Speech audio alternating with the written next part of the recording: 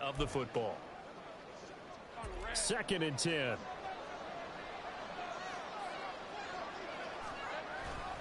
Now a handoff to Bigsby. 44 yards rushing for him now to this point. He had to fight for every yard on that run. Shook himself free of the tackle and kept fighting, even with the rest of the defense closing in on him. That's the kind of effort you'll take every single time. Able to find the open man. That's complete. And he is going to have a Jags first down, and he was able to get it by plenty. A gain of 8 on 3rd and 3.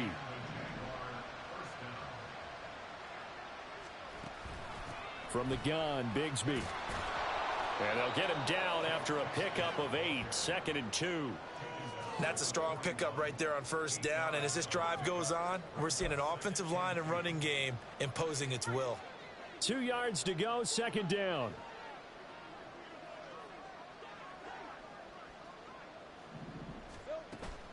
On play action, Lawrence. He completes it to Ridley. And they're going to have themselves another first down as the tackle's made at the Steelers' 29-yard line.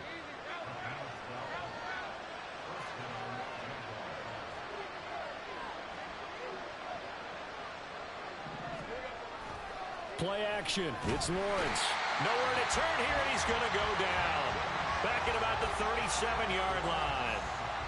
So 2nd and long, and got to be careful not to fall out of field goal range.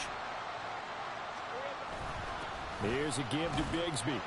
And he'll take this one down to the 36. Brandon, we talk all the time about those hybrid players, guys who can do more than one thing. And I think if you're playing strong safety in the NFL today, you are a true hybrid. Part linebacker, part cover guy. And coming up, sticking his nose in the mess there and making a nice play defensively. Pass taken in by his big tight end. And he gets this one inside the 15, just a yard or two shy of the 10. How about that? They weather the storm of a 3rd and 17 to pick up the first.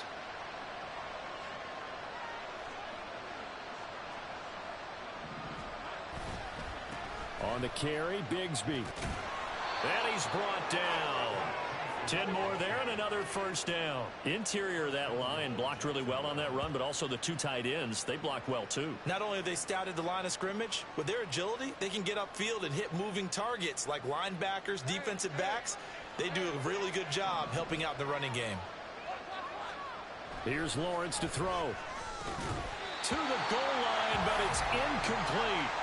When you're running the slant, timing is everything, and against that man coverage, there was no space available, and incompletion as a result.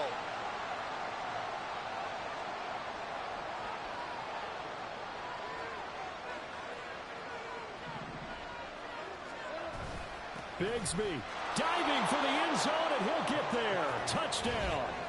Well, fair to say they've got something here in this rookie running back, and he's in for the 2nd time of the ball game. And, Brandon, it's a position where there's often a lot of turnover, a lot of competition at that spot. But he's proven to them that he wants to be the bell cow guy that his franchise can rely on.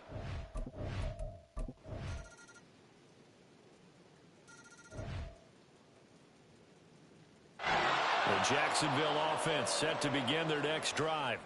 And we essentially have a brand new ball game. After that last field goal has tied us all up, we brace for what should be an exciting rest of this 4th quarter.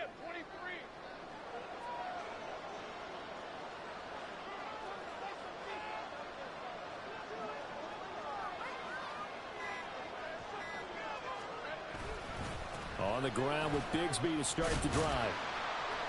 And he'll grab a gain of 5 out of this up to the 41-yard line.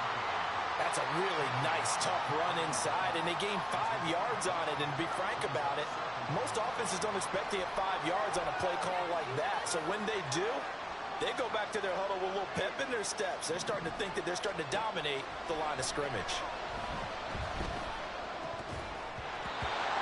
They try to throw on 2nd down, but this one is incomplete. He'll definitely say that that's one he should have held on to. But when you're playing in elements like this, sometimes those bullet passes, those ones with a little bit of pace on them, they can be difficult to hold on to.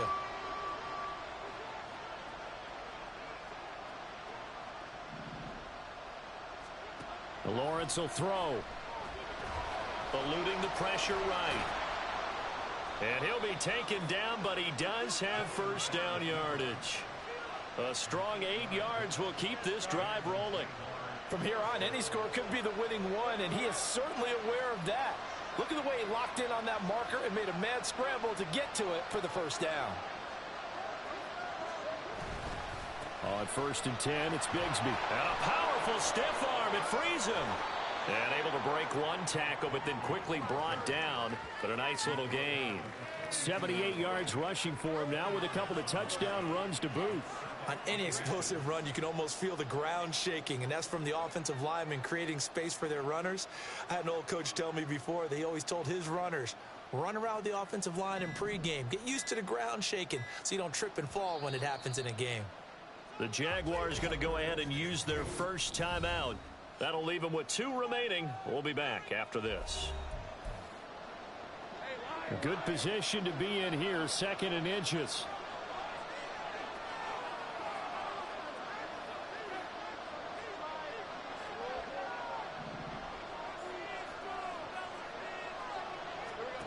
Looking to throw, Lawrence. Throw left side complete. That's Jones. 2 yards, good enough for a first.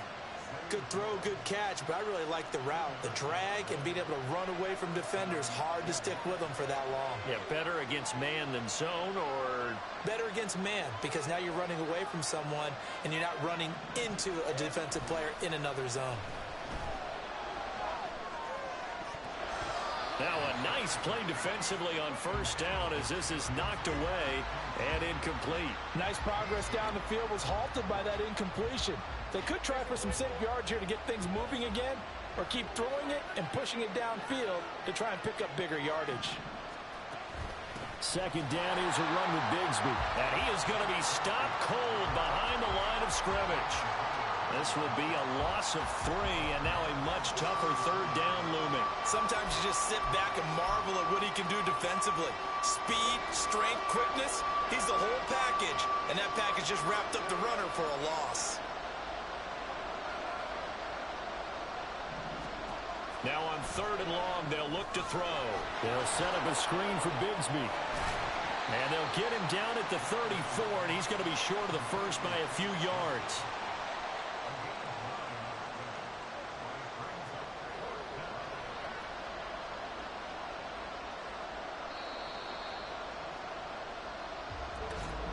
Getting down to the good stuff. All tied with 2 minutes remaining on EA Sports. So it's Jaguar football here as we welcome you back. And they're looking at 4th down now in this tie ball game.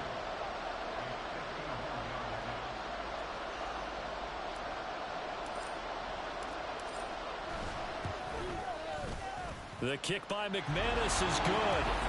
So he's been automatic to this point of the season, and he connects on the field goal there. And what a luxury it is to have a kicker you can depend upon.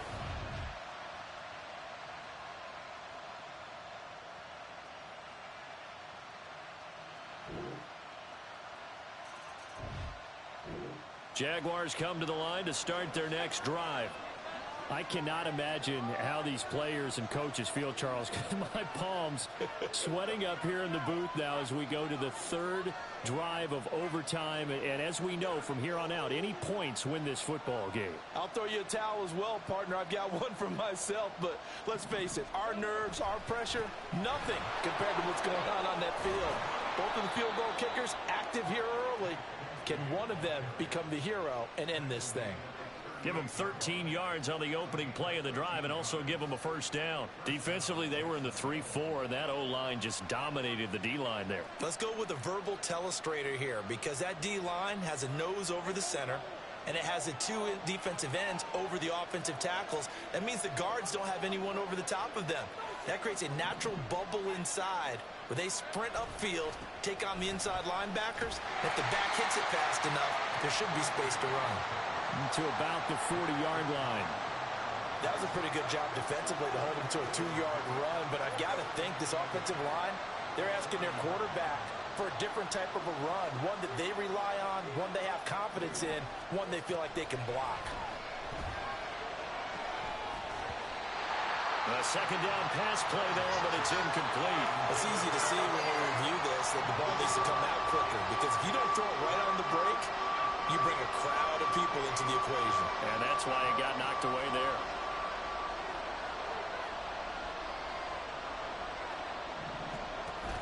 They go play action now. Lawrence. And he is caught.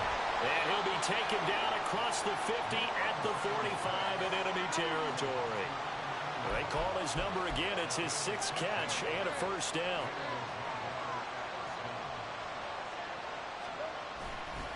Here's Bigsby. And this one goes nowhere. Losing yardage on the play back at the 46. He'll lose a yard there, and it's 2nd and 11. And Bigsby once more. The second down play, not much better than the first. Just a gain of 1 there. Just not a whole lot of room to operate there on that carry.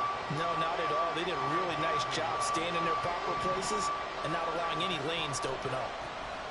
On 3rd down, Lawrence. That's going to be caught by Bigsby. And he can only manage to take the football to the 40, and that is well shy of the first down marker. So a big move here, playing to win in overtime. They're going to go for it on 4th down. And Lawrence going to smartly hit the deck here as he is able to pick up the first down in the process.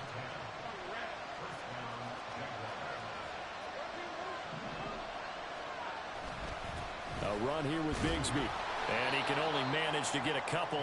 2nd and 8 coming up. Well, any lane that might have been open there was closed pretty quickly, and that was because the defensive front, they won that battle at the point of attack at the line of scrimmage. They used great leverage, held their spot, and stacked him up. And they're going to have themselves another first down as the tackle's made at the Steelers' 19.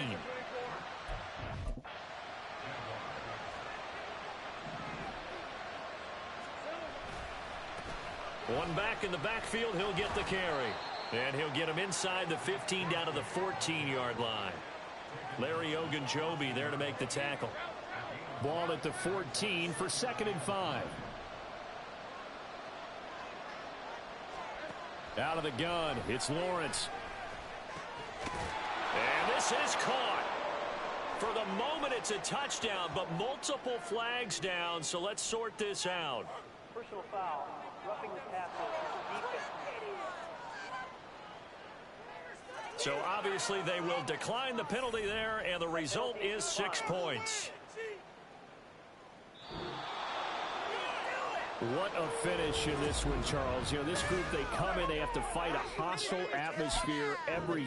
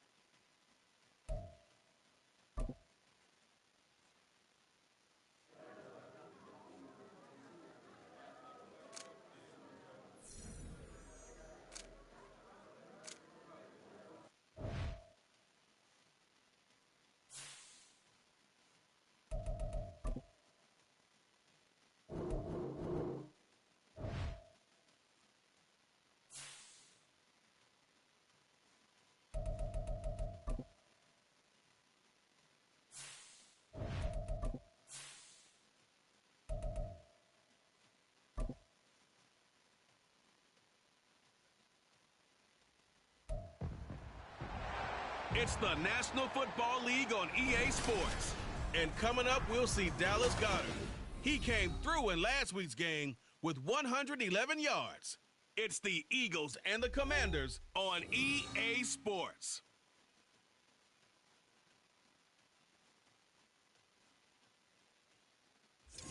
This building holds just north of 80,000, and they have come out in very good numbers today at FedEx Field in Landover, Maryland.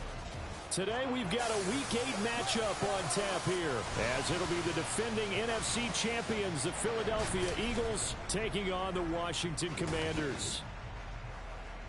Alongside Charles Davis, I'm Brandon Gaudin. And Charles, you talk about this Commanders team coming into play here today. They come in playing pretty good football. Winners of 4 of their last 6 games.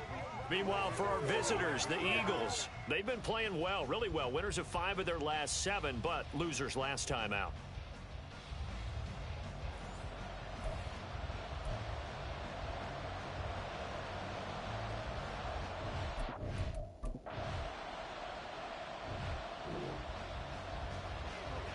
After an excellent punt, this offense in a tough spot down inside their own 5. A run for the former Seahawk. It's Rashad Penny. This will be stopped about 2 yards shy of the marker. 8-yard gain, 2nd and 2. 2nd and a couple.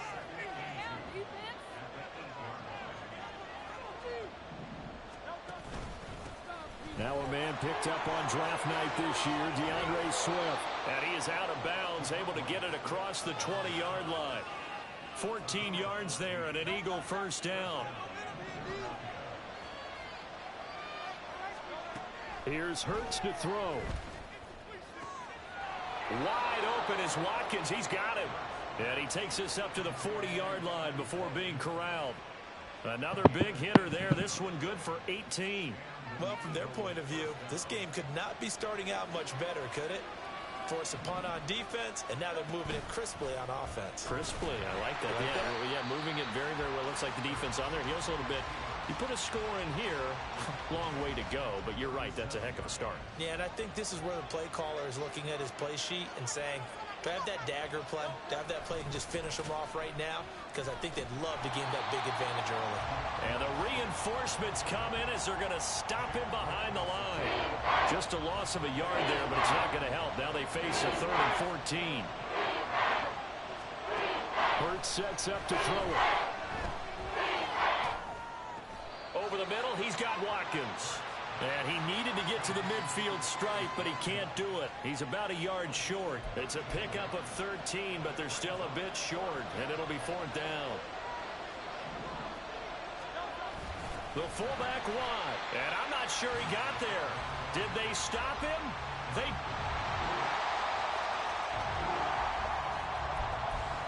The offense set to take the field here as they have the football in the final minute of this first quarter. On the ground, it's Swift to start the drive. Able to slither by, and they get him down, but not before he takes it across the 40-yard line. 17 yards and a first down for Philly.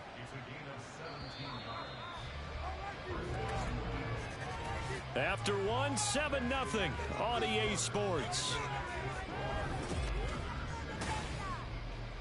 Start of the second quarter, and it's the Eagles in possession, as they've got it with a 1st and 10. Hurts. Oh, the ball comes out on the hit, but they'll say it's incomplete. The Eagles sitting at 5-2 on the year, and they've been playing well, really well. I mean, winners of 5 of their last 7, but losers last time out. And it always hurts when you lose a tight game, as they did a week ago. I think each player starts thinking to himself, if I could have played better one play here, one play there, maybe it could have changed his team's fortunes. But it absolutely illustrates how important it is to play a complete game if you want to win in the NFL. A couple extra tight ends in the formation here as they line up 3rd and 2. From the midfield stripe, they look to throw. A bullet throw, but incomplete. Well, the other day they told us when we've got 3rd and 5 or less, we have to be able to convert. And I guess every team would say that, Charles, but an opportunity missed there. What they were trying to tell us is they believe it's a matchup game at that point. And they liked some matchups that they had, thought they could exploit them, unable to do so on that play. Only 2 punts for him last week in the loss as he gets this one away. And this is a beauty as that ball is going to angle out at the 6-yard line.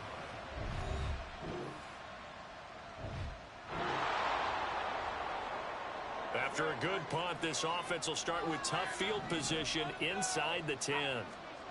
On 1st and 10, it's Hurts. And that is incomplete. He couldn't hold on through the contact. Brings up second down. Now a 2nd and 10. Throwing is Hurts. And that's out to the flat for Swift.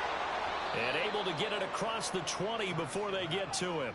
The catch and run, good for 18 and a first down.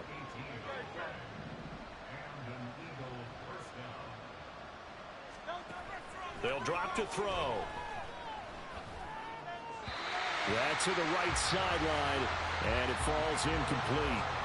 I tell you, Brandon, this defense is playing with some confidence. Haven't allowed a point yet. Flying to the football. I'm telling you, it's almost 11 to the ball on every snap. Another nice job there to force an incompletion. On 2nd down, Swift. And he'll get about 3 up past the 25. Pretty good little two-play sequence there. You force the incompletion, then a very short pickup. Yeah, now maybe bring in an extra defensive back or two because you want to try and defend on 3rd down. They like to play those nickel or sub packages, don't they? Now throwing on 3rd down there, but he cannot connect. The passing game not in sync here early. And now it's 4th down. Here's Aaron Sipas now. 44 on his first punt, and this is a good kick as well. Fair catch signaled for and taken just shy of the 30-yard line. A 40-yard punt, no return, and it will be Washington football now. Already at the line, this Philly offense set to go. As we eke closer and closer to intermission, Charles, remember last time out they punted. They would love to get points here, especially if this is going to be their final possession of the first half. Yeah, and this is what close games feel like because the pressure is on both sides, but sometimes the pressure is a little bit higher on the team with the slight edge because they're trying to hold on to that, trying to increase it. Let's see how this one continues. A 2nd and 11 from the 19. They'll look to throw. Oh, he tries to force it in, and it's intercepted. And they are going to take over right there at the 22-yard line. And, Brandon, this is...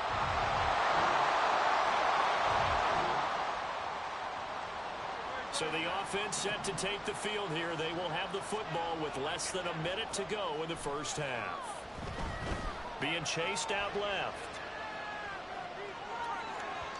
And just not enough on the throw there. Down around his feet and incomplete. Martin, I think he's got to be careful as he continues to try to... And I believe they buzzed down. They're going to take another look at this play with all reviews coming from the replay official here in the final 2 minutes of the half. The thing that they'll be looking at is a spot of the football, and this is always such a tough one for officials to get exactly right. Not just because of how fast the game's going, but just trying to get...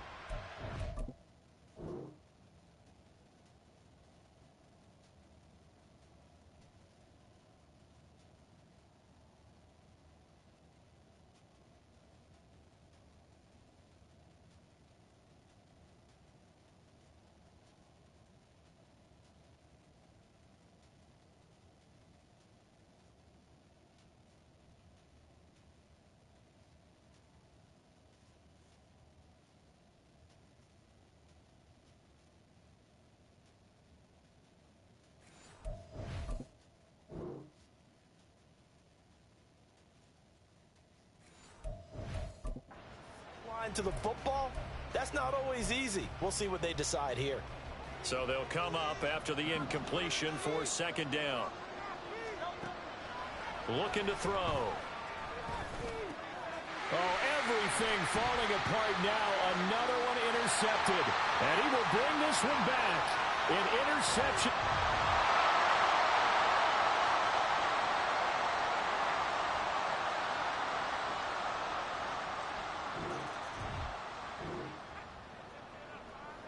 So we are in the final minute now of the first half as this offense gets ready to take over. Hurts now hoping to make up for that pick six. And this is going to be dropped. Oh, my gracious. There was no one in his area code, but he could not hang on to it. Following the incomplete pass, here they go again. 2nd and 10 from the 25. It got his man complete. Down the left sideline. Touchdown, Philadelphia. Quez Watkins as the Eagles offense set to begin their next drive. This offense, Charles, had a strong first half throwing the football, at least in terms of yardage, but that hasn't translated so far on the scoreboard as they begin the third quarter here, trailing and looking for a little momentum. Yeah, you're right about that because, let's face it, in the first half, most of their focus was in the passing game. And to their credit, resulted in a healthy amount of yardage. So I would think that at halftime, they're going to anticipate that defense loosening up a little bit to try and cover the passing lanes. They've got to get the running game going, and there should be some gaps to run through now. That his first catch so far. They've held him under wraps, but he's got a first down there. I like how they work the tight end on a nice little under route there. And if you're going to give him that much space, he's not even going to catch the football. He's going to run away from you a little bit, and that's exactly what he just did there, picking up extra yardage.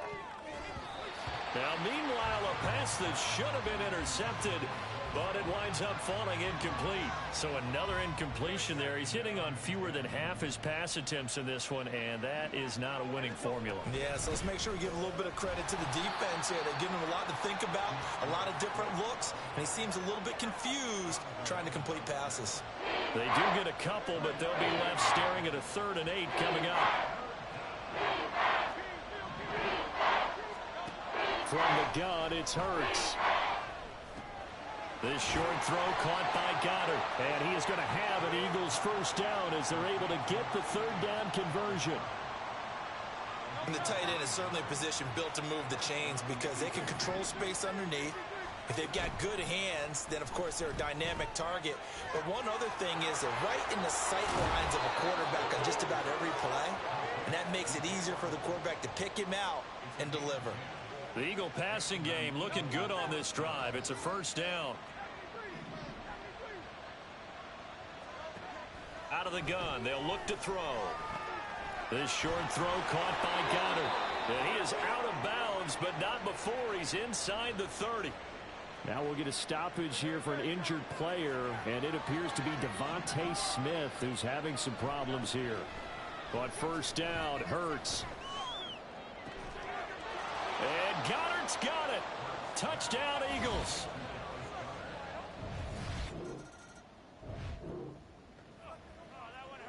So now this offense will take over, and they will have the football at their own 20-yard line.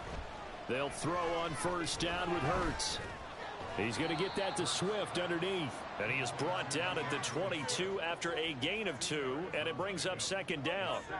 From the 22, here's 2nd and 8. He'll look to throw. His throw incomplete. So the failure to connect on second down, that leaves him staring up here at a 3rd and 8. Throwing from the gun, it's Hurts. He's got a man complete. And they nearly get this all the way to midfield. Mark him down at the 49. 27 yards there on a very nice 3rd down conversion. They'll look to throw again. This short throw caught by Goddard. So 5 yards here, 5 on the play. And that will bring up second down. Nice rhythm throw there on first down. He located his tight end, made it a nice easy pitch and catch. Hoping he can break a tackle or two. Wasn't able to do that there, but still good yardage. Throwing again on second down, but this time it's incomplete. The coverage keyed in on him since that last completion his way. He earned a little more attention on that route, and that made it a lot tougher to get a clean throw his way. He'll drop this one off to Swift. And he is going to have an Eagles first down as he'll be marked down a yard or 2 past the marker following a gain of 6.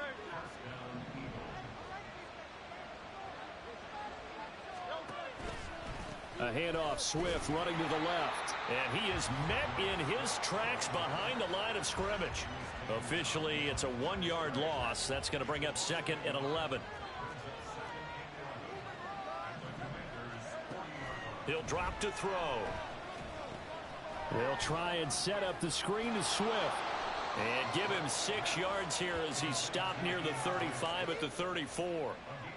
Partner, I like the play call coming right after a tackle for a loss because this is an obvious passing situation, but instead they fooled them a little bit with the screen, and they wound up getting back what they lost and then a little bit more. Now a third down throw, but it misses the target, incomplete. They converted twice on third down that drive already, but couldn't make it a third. We always talk about in-game adjustments. How about what the defense did there, able to shut them down on that attempt?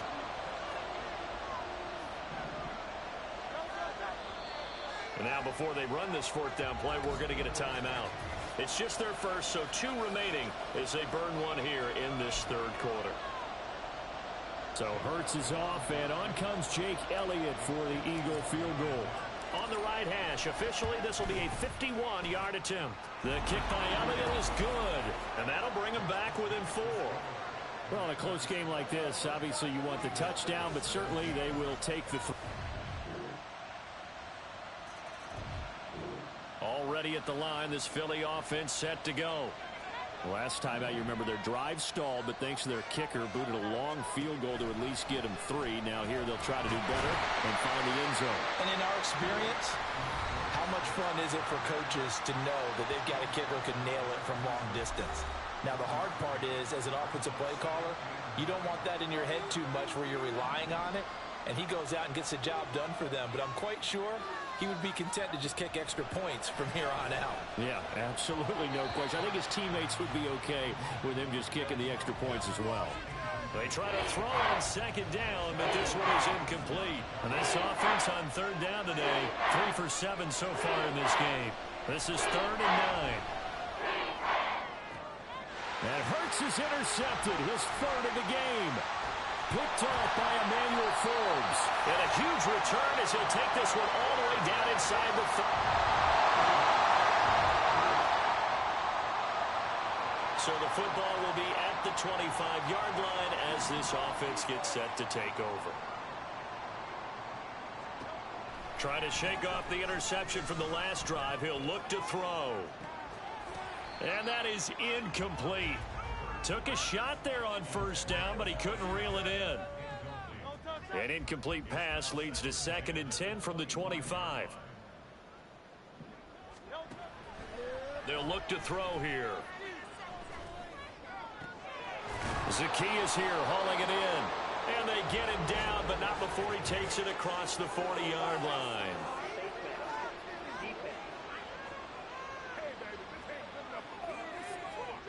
Well, certainly those are the types of mistakes they're trying to avoid as they attempt to protect this lead late in the game. And let's face it, they're hoping that this one doesn't cost them in a significant way.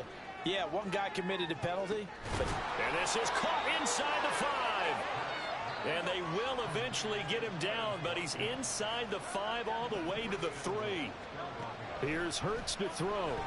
Out to his left. Toward the pylon, but it's incomplete. And a smart play there. He's probably saying, I wish I would have done that on the last drive instead of throwing the interception. They'll go again from the 3 here on 2nd and goal.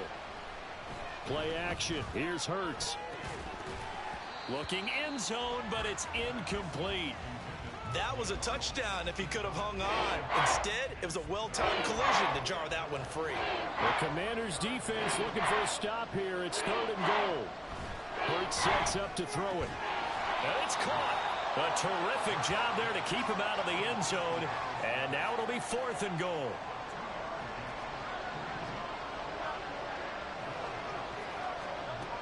They'll try it now with Swift. And he's in. Touchdown, Eagles. DeAndre Swift with his 4th rushing touchdown.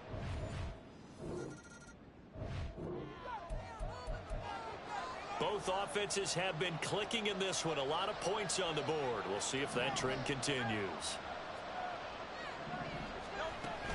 They'll start on the ground with Swift. And he'll get this up to the 30-yard line. 4th quarter, down to the final 2 minutes, and we've got a 1-score game. So it's Eagle football here as we get you reset. Plenty of time and 2 timeouts still at their disposal. First and 10 here.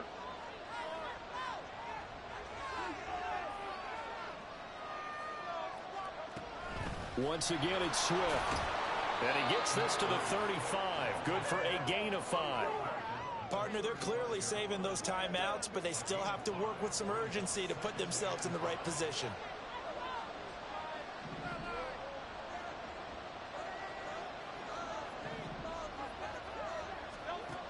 Back to throw. He'll find Swift out of the backfield.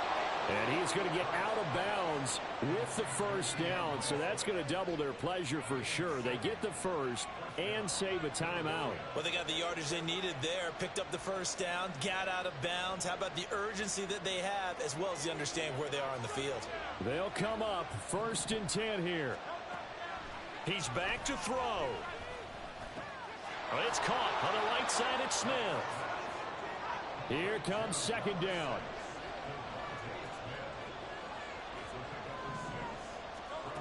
They'll look to throw. Looking left side, and he's got a man. That's Ward.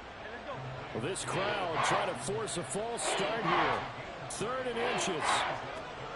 He'll look to throw. That is caught. And he'll go out of bounds after taking it a little further down inside the 40. That's what they need right now. Get the first down, get out of bounds, stop the clock. Just playing smart football, understanding the situation, making the plays necessary, and making sure that clock stops at every opportunity. 2 timeouts still available in this final minute. It's first and 10 now.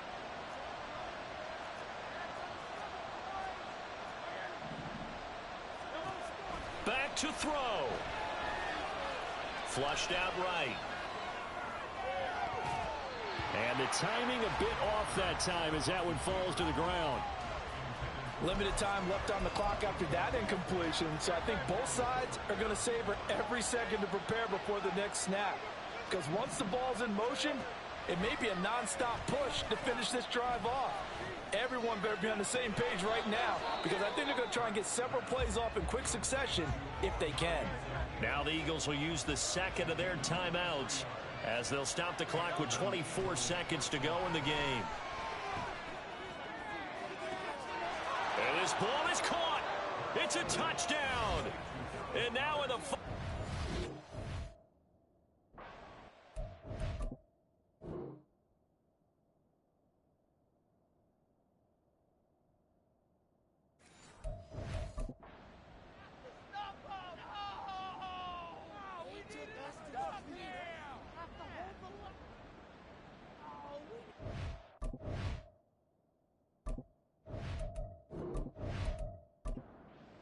They're going to go for 2 and a possible win as this crowd rises to make things difficult.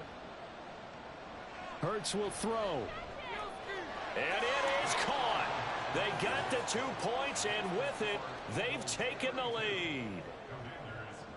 And boy, you want to talk about guts. Guts is going for 2 when you're down 1 in that spot right there. Do they not trust their kicker? Did they not feel that it was time to go ahead and do that? Or did they just say, we've got a play on that we're so confident in, we're going to go ahead and do it? I'm going to say they're going to say that in the press conference. Now Brissett. And that one to the right side and incomplete.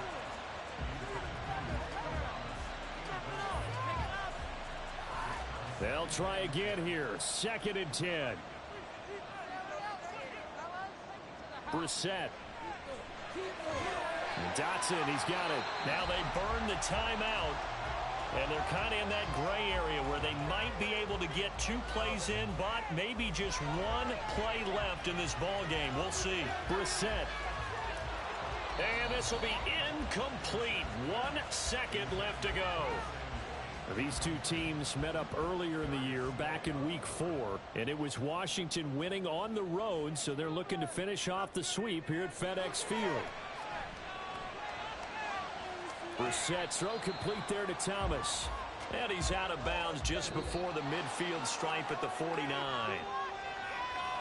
And a fun, close ball game comes to an end on that last play, Charles.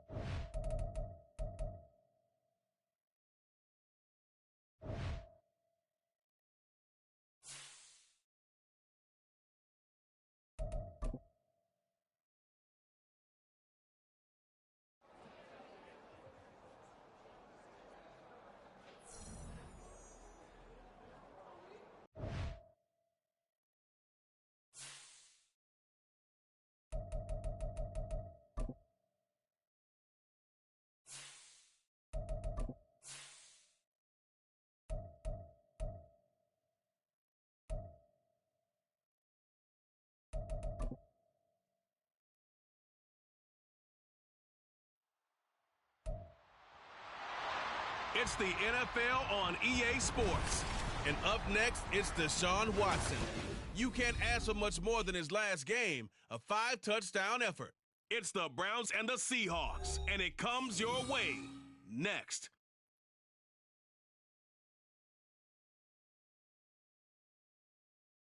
With Mount Rainier in the distance, there are few cities finer on a clear afternoon than this one, and we have a picture-perfect day for football at Lumen Field in Seattle. Today we've got a Week 8 matchup on tap here, as it'll be the Cleveland Browns taking on the Seattle Seahawks.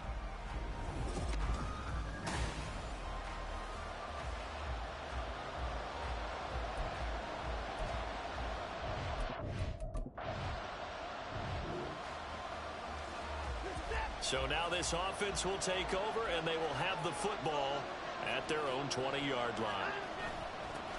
Now the NFL's third leading rusher last year, it's Nick Chubb. Now he is going to be stopped cold behind the line of scrimmage. So the opening play of the drive goes backwards. Now they'll come up on 2nd and 12. Now Watson. On the throw, led him too much that time. It's incomplete. I know coaches tell us all the time that having a powerful arm isn't the number one thing they look for in a quarterback. But when you're trying to throw inside routes and you need to put some heat on it, it helps out the big gun. In this case, just a little bit too much. And now the third down throw incomplete as well. That was their first third down try of the game, and clearly something was off in the execution of that play. Good news, they've got a whole game left to clean that up and start clicking on those key third down throws. Returnable for Lockett. A little juke. And that'll be a return of 12 following a very nice punt.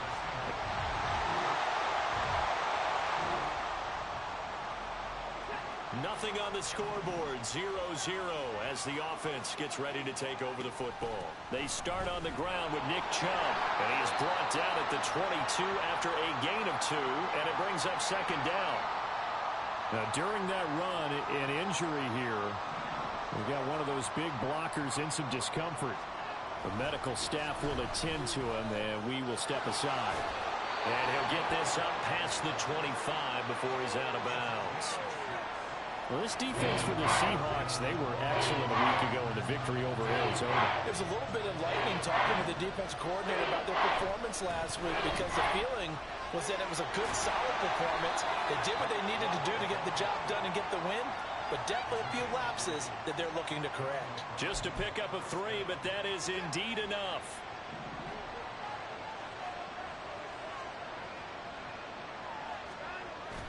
Now we'll play fake, and it's Watson. Into the hands of Cedric Tillman. And they get him down, but not before he takes it across the 40-yard line. So 2 first downs, and that moves the ball to the 42 now, 1st and 10. Back to throw, Watson. And he takes a shot on the release as this will be incomplete. When you talk about this Seahawk defense, it's quite a unit, that's for sure. Number 1 in the NFL against the pass. Yeah, defending the pass hasn't been an issue for them. It's been stopping the run. And if they don't stop the run, they can't get back to their strength, which is guarding against the air attack. There's a ball thrown right side and complete. And he's going to be shoved out of bounds inside the 15-yard line. A big play that time for Cleveland. 45 yards. On 1st down, they'll run with Chubb. And he is going to lose yardage here. The defense showing some anger after giving up the big play. This time they'll lose 1 or 2. Maybe just a slight detour on what's been a strong drive. Here's 2nd and 11. They run it again with Chubb. Pushes past him. And he's able to get this down to the 5-yard line before he's out of bounds. Now we're going to get a timeout here as it looks like there's a Seahawk injured on the play. Play number 9 set to come here on the drive on 3rd and 2. To throw is Watson. Touchdown, Browns. David Njoku, his 2nd touchdown on the season. And the Browns will jump on top with...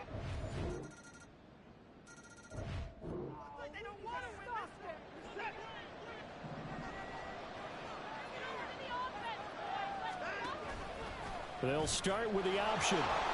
Give him 3 on the keeper there, and it is second down. Anytime you decide to use your quarterback as a runner, most of the time when you design a play, you're expected to break a little bit bigger than this one, because when you run him on short gains, your risk-reward and him taking hits, I'm not sure that's the payoff they were looking for.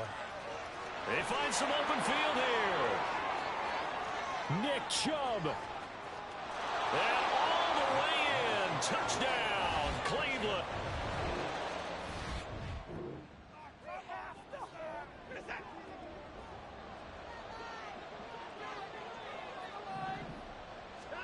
On first down, Watson. This is the tight end, Njoku. And he's going to get a solid gain of 9 before being brought down. Second and right at a yard.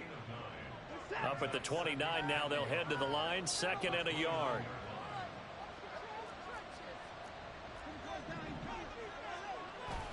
Off of play action, it's Watson. He's got a man on the crossing route. That's Moore. And he'll take this to the other side of midfield before going out of bounds. A first down there on a pickup of 25.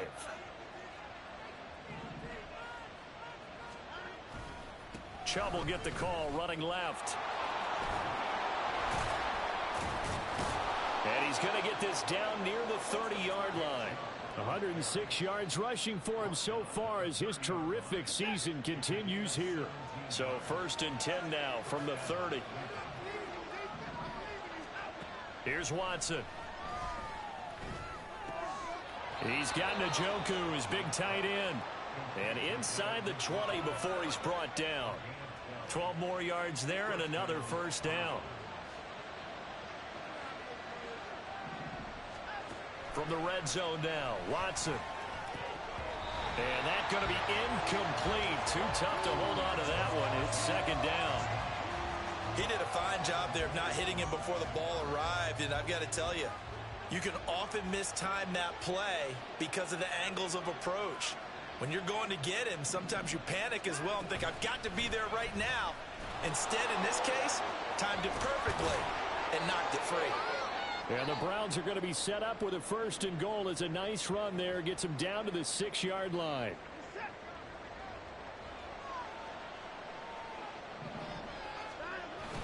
They'll run with Chubb. And he'll barrel his way into the end zone for a Browns touchdown. Nick Chubb.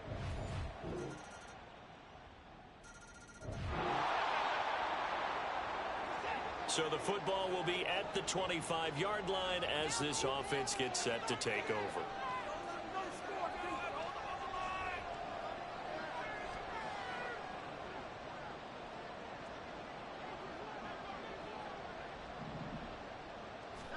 Now a first down throw. Watson escaping the pressure right.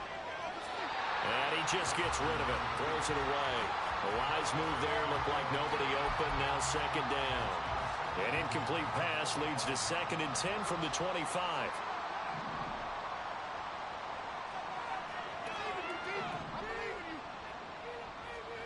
Throwing again is Watson. Pass caught. He's got Tillman. And they'll get it up just short of the 45 at the 44.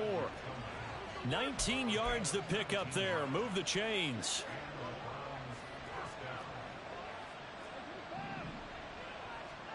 On first and 10, Watson. He's got the connection to Moore.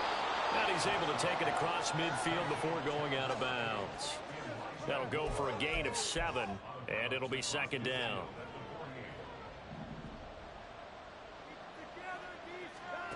Watson.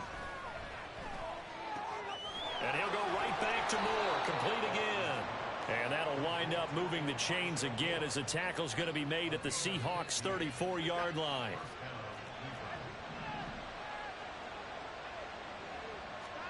Again, it's Watson. And he knocks the ball away, and it falls incomplete. They were maybe hoping for a little bit of a back shoulder fade there, and that's a play that's been in vogue the last few years in all aspects of football. But they couldn't get the hook up there. On second and 10, Watson. The throw here right sideline falls incomplete. What will look like a march to the end zone is a momentary roadblock with that incompletion. No need to panic. They just got to come up with a high percentage play call and see if they can get their offense back on track.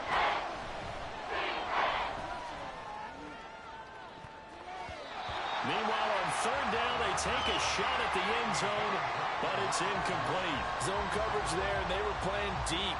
That makes it obviously a little bit harder to run by guys. And that time, there was not much of a window to get the ball in there, and it winds up incomplete. York able to send this one through, and the lead grows to 14 at 24-10.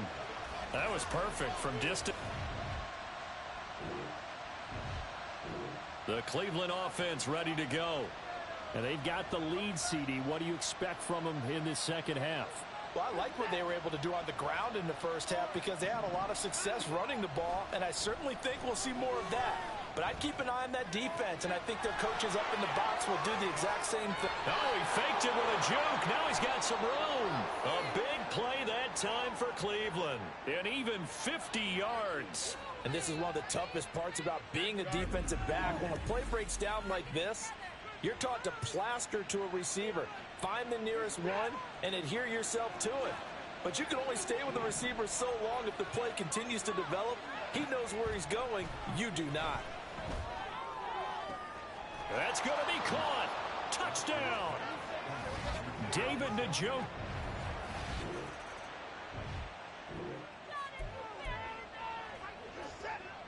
Third quarter action to this offense will have a 1st and 10 as they get set for the next drive. They begin this drive with Chubb. A little power on the move that time, but still tackled shy of the 20. Give him 3 on 1st down. It'll set up a 2nd and 7. And again, it's Chubb. And for one of the few times here today, this run's not going to go anywhere. No gain on the play, and it's going to bring up a 3rd down. So 7 yards from the 1st down here as they come up to the line of scrimmage. Throwing on 3rd down, Watson. And the throw there going to be incomplete. How about some applause for the defense there? They forced him to throw that one into coverage, and just like that, they're staring at a 4th down. Well done. And Bojorquez on to punt as he gets it away. Now fair catch is called for and taken at the, we'll call it the 37-yard line. A 41-yard punt there with no return. And it will be 1st and 10 as they take over.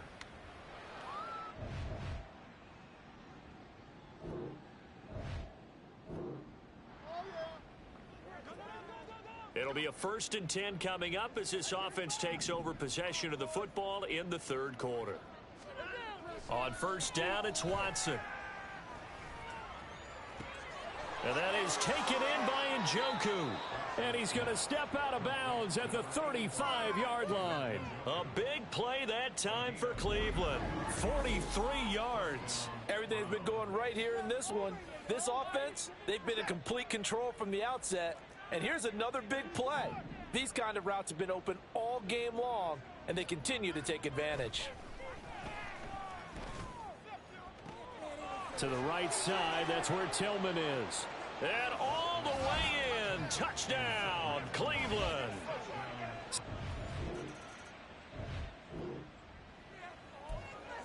After an excellent punt, this offense in a tough spot down inside their own 5. From the end zone, Watson. Throw left side, caught by the tight end, Njoku. And they're going to get this all the way out past the 20. A well-executed 22-yard gain.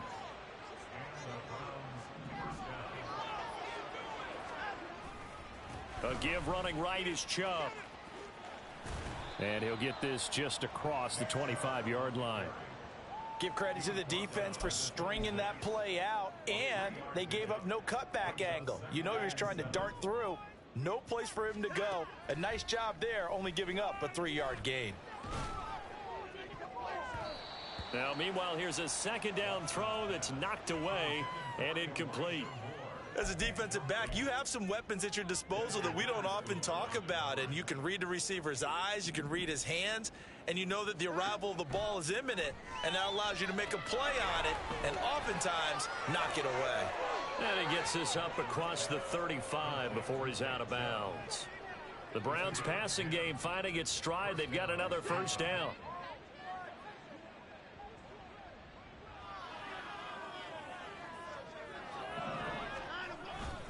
They'll go left side on the ground with Chubb. And nothing much materializing there on the first down run. He'll get a couple, and that's it. But not much on that run, Charles. No, that's exactly the way to execute a run blitz there. They guessed correctly that they would move the ball on the ground, honed in on it, and stopped them. Mark that down for a win in the defense's column. And that'll wind up moving the chains again as the tackle's going to be made at the Seahawks 43. That his first catch so far. They've held him under wraps, but he's got a first down there.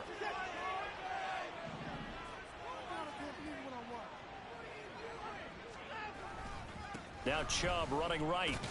They're going to snuff this play out behind the line. We have not seen that much today. 3 quarters in the books. Back now in Seattle, Washington.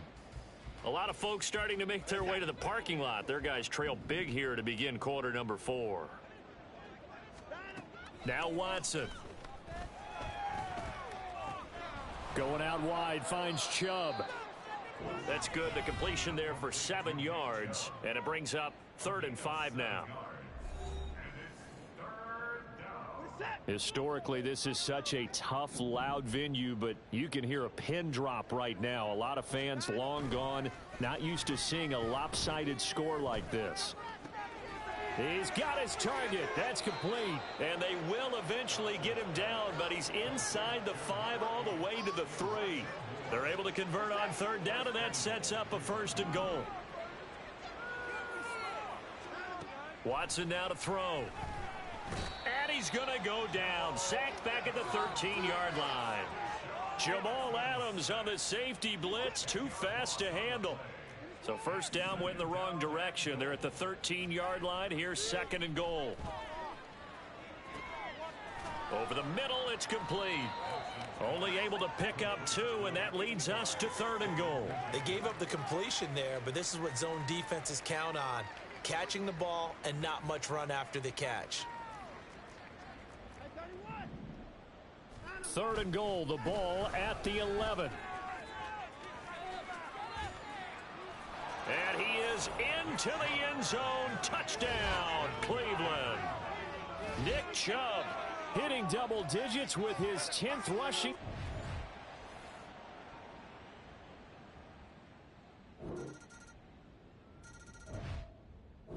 The Browns drive about to get started. But not that any of the points would be needed, but CD, they've got enough time left here. They could definitely score on this drive, maybe even an ensuing drive as well, if they really want to drive home this landslide victory. Yeah, we're certainly about to see just how aggressive they want to be here down the stretch. And what some coaches do is they try and meet it halfway, meaning they want to continue to run their offense, but they'll put in a lot of backups to do it and then tell the opposing coach, hey, I had to get them some work too. I can't just let them sit over on the sidelines all the time. Under pressure now, Watson, and down he goes. Mario Edwards flies in to blow that play up. Following that sack, Watson and the Browns backed up for a 3rd and long. Here's a play fake as they set up to throw. He's got a man. It's his tight end. That's complete. He'll get 17 back there, but it'll still lead to a 4th down. The Browns send out their punter now, as he'll come on to kick this one away.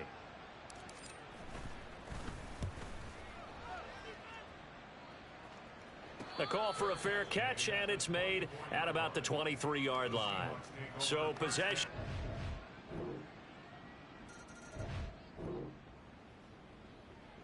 So now we're in the final minute of the game in the 4th quarter as this offense gets ready to take over. Here's Chubb on the read option. And nothing doing. He's immediately taken down at the line of scrimmage.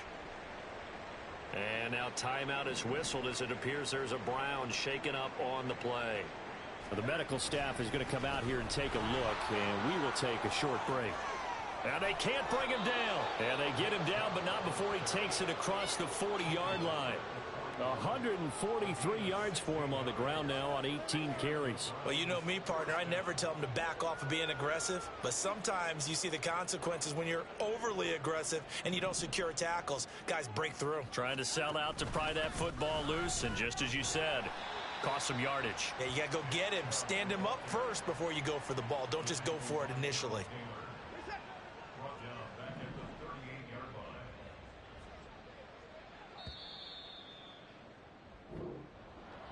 Charles, a lot of happy faces heading into the tunnel as this one ends, and understandably so. Not only did they get the win, but, boy, their offense was on fire in this ball game.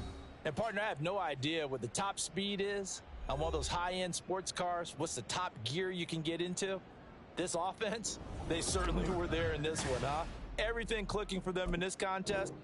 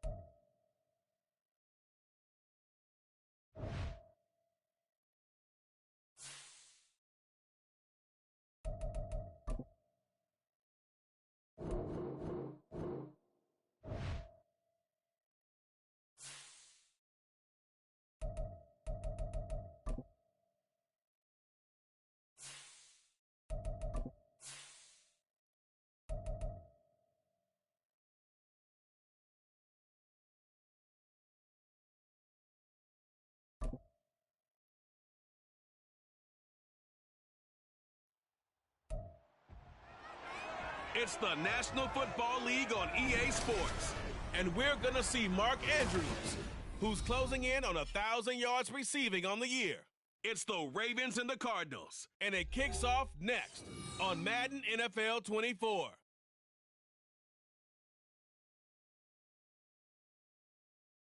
Some of those in the silver-haired community would say it's a great day for golf, and it is, don't get me wrong, but we say it's a great day for football, and the roof is wide open here in Glendale at State Farm Stadium.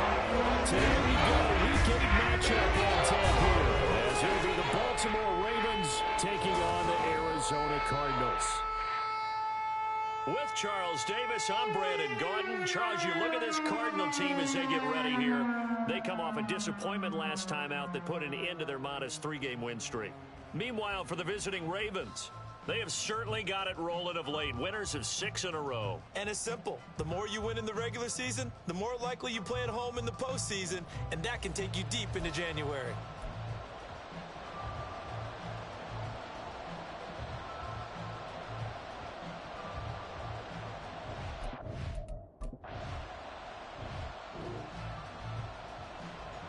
Nothing on the scoreboard, 0-0 as the offense gets ready to take over the football. Here's the fourth-year man, J.K. Dobbins. And he's going to lose yardage and be backed up to the 25. That's Zaven Collins into the backfield with ease and making the stick. That was well played there defensively. 2 tight ends in the formation, which essentially gave him 7 blockers up front. Hard to imagine with all that size and beef that they could let a tackler through, but that's exactly what happened. A loss resulted. They try to throw on second down, but this one is incomplete. You look at this Arizona defense. They're going to need to be strong against the run in this one. And that play right there shows exactly why they're so good against the run. Held the line of scrimmage, held the point of attack, and stuffed him for no gain.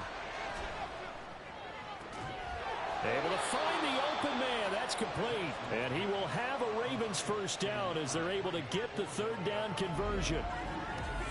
Partner, you know when we call a game, we talk about Lamar Jackson and his speed and his elusiveness and the ability to get him on the ground, how tough that is for a defense.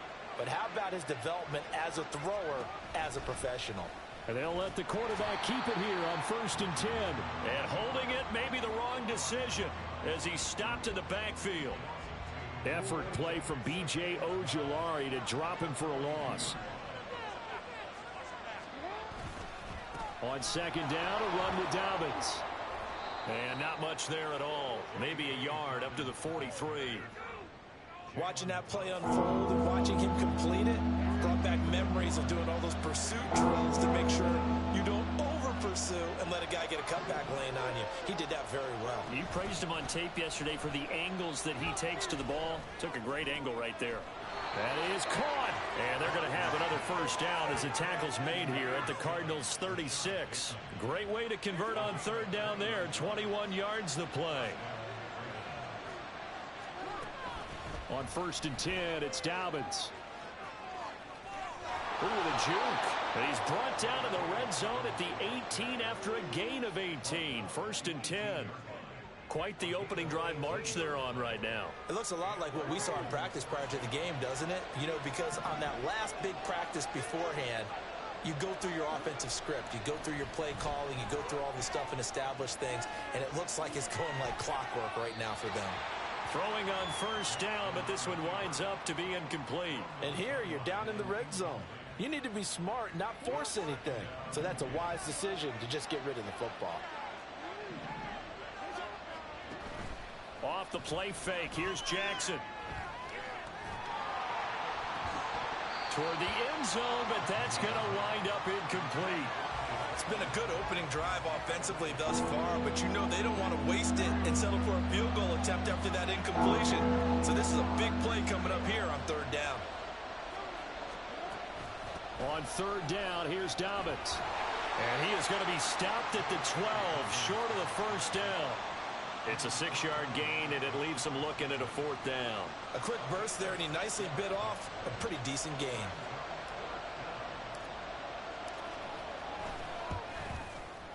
Tucker's kick is good, and the Ravens strike first at 3-zip. So they're able to end that drive with 3 points in this one possession.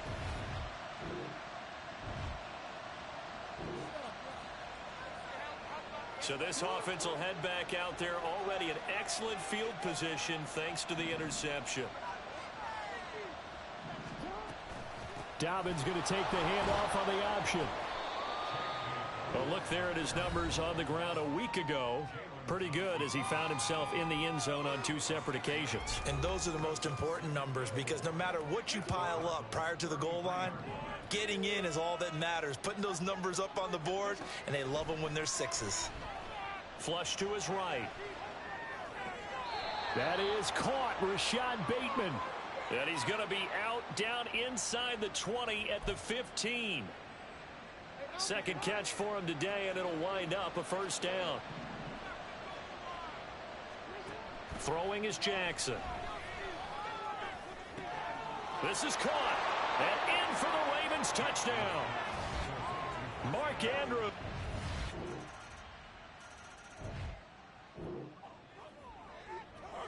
So the football will be at the 25-yard line as this offense gets set to take over. The drive will commence with a run by J.K. Dobbins.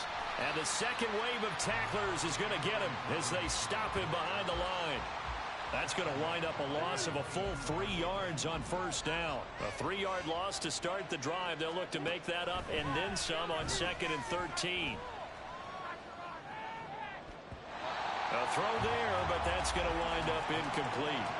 Well, you most certainly don't want to go 3 and out here and give the football right back because your friend, Old Momentum, he's wondering if he should change sidelines about right now. And if you don't convert here, guess what? He's going to make the trek to the opposite side, and all of a sudden, you've got a battle on your hands. Yeah, he's going to be out of bounds, but not before he takes it inside the 40. A big play there as they get the conversion on 3rd and 13. So how about that for a chain mover? They're all the way down inside the 40 now for 1st and 10. On the option right is Jackson. And he'll lose yardage here. Back at the 41. He'll lose a yard there, and it's 2nd and 11. The Ravens at 6-1 now through 7 weeks of the season. And they come in riding high. Just 1 loss in their last 7 games. And I like the way that this team is winning football games because they're doing it the way that coaches love to preach. Penalties at a minimum because they've been very disciplined, very focused in their business. The Ravens on 3rd down. They've been good. 3 for 4 thus far. This will be 3rd and 5. Now it's Jackson. Looking for Bateman. He's got him complete. And he will have a Ravens 1st down. They needed 5 there on 3rd down. He winds up getting 7. Would it be safe to say that as precise as routes are supposed to be run in the NFL, maybe they're not quite as precise in college ball? That's accurate, yeah. And I think we saw a college route in the NFL there. Just find the soft spot, find the dead zone. Looking for Aguilar, and it's intercepted. Quincy Wilson with the INT. And the Cards are going to take over at their own 30-yard line. Well, the Baltimore offense at the line, set to get going. Not an ideal way to end their previous drive. They threw the interception, Charles, after they had built up some momentum. They were moving the football, but something to at least build on for this offense as they run back out here. Yeah, you're right about that. Up until that last play, everything was working pretty well for this offense, gaining chunks of yardage, getting 1st downs, really making a push for the end zone, and looked like they had a nice rhythm going.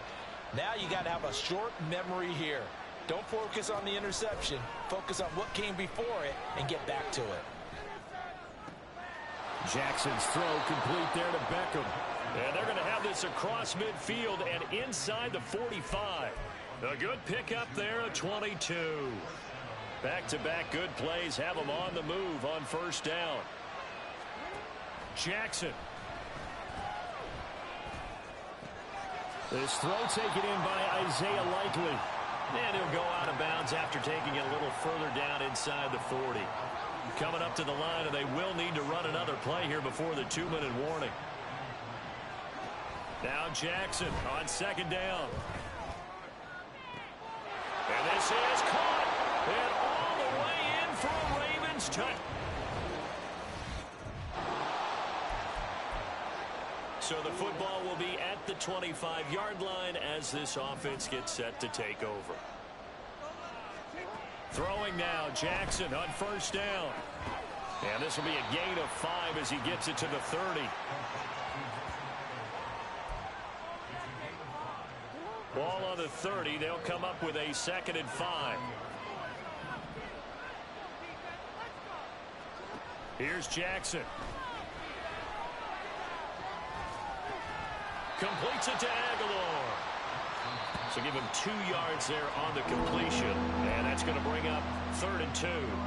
They'll come to the line needing only 2 yards to gain the 1st here. 3rd and 2. Here's Jackson. That's going deep for Bateman. And unable to connect. Incomplete. I'll give them credit. They took their shot, but it's going to bring up 4th down. 4th down, and out comes Jordan Stout here to punt. Greg George deep for Arizona.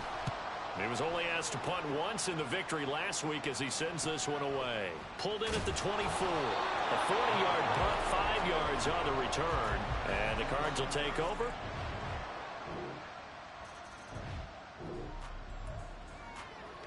So the offense set to take the field here. They will have the football with less than a minute to go in the 1st half. They'll indeed try to run it out as they start on the ground. And he'll just push his way forward for a few as the clock will run. Call it a gain of 4 on 1st, and that'll make it 2nd down. So we've hit halftime. Just a field goal separating these two teams at the break. As we send you on out to our...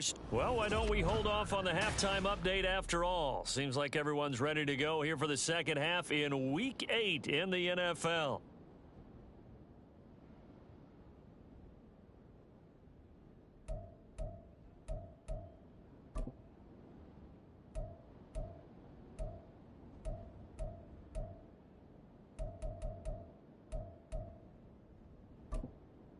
And we welcome you back live now inside the booth alongside Charles Davis. I'm Brandon Gordon, set and ready to rock for the third quarter.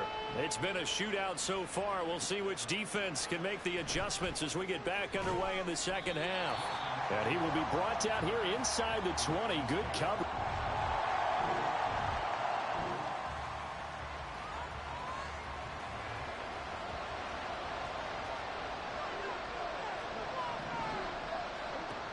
First and 10, it's Jackson eluding the pressure right. Well, this is taken in. It's complete. And he's taken down right at the 45-yard line. It's nearly a 40-yard gain on the opening play of the quarter. So the big play moves him all the way across midfield. It's first and 10 from the 45. They go play action with Jackson. And he'll be hit as he releases it, and that'll fall incomplete. I think he had to unload that one before he wanted to. He was right up in his grill. I think he was a dentist there without a license, don't you? Just not enough time for the play to develop. Just lucky it wasn't a fumble, really. Now it's Jackson. That's going deep for Bateman. Touchdown! Rashad Bateman. 45 yards. And the Ravens come right out of the locker room.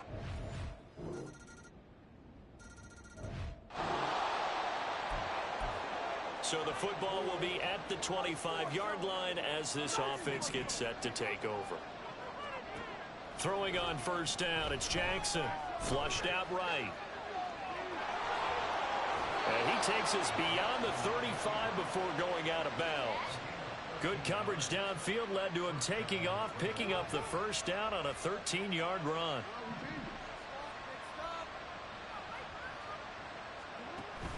Play action. Now Jackson. That's complete to his receiver, Bateman. And that's good for a pickup of 10 yards. And that'll leave him with a second and just a few inches left. Jackson with a handoff to Dobbins on the option. And he'll get it down to the 47 here. 45 yards on the ground for him now on 9 carries. So into Cardinal territory now. It's first and 10 at the 47. They go play action now. Jackson. And his throw's going to be incomplete. Well, they've been back on their heels a little bit here on this drive, but a chance to exhale just a little bit there with incompletion on first down. Now they have to gear up, try and get 2 more stops, and escape this drive. Option play, and they'll hand to Dobbins. He'll get about 4 here, down to the 43-yard line. Now we're going to get a stoppage here as we've got an injured Cardinal on the field. And the line to gain here is the 37 on third down. Jackson from the shotgun. That's for Bateman, and it's intercepted. Picked up by Marco Wilson. And the Cardinals are going to have...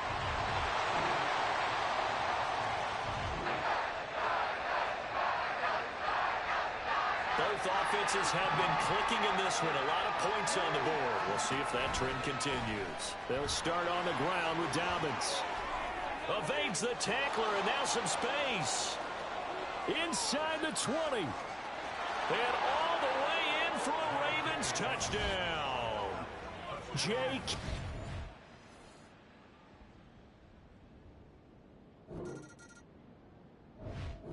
The Raven offense set at the line for this next drive. And you sense the tide turning. They scored, then their defense forced the punt, and now a chance to ultimately take the lead here late. Jackson on first down. Well, that's complete to the fullback, Ricard. And he goes nowhere. He'll lose yardage back at the 17.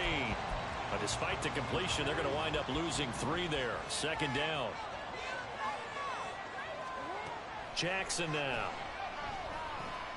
Escaping the pressure right. And he will slide to a stop. He does have the first down. A really nice gain of 25 yards. 3 tight ends in the ball game here on 1st and 10. Jackson on the give to Dobbins.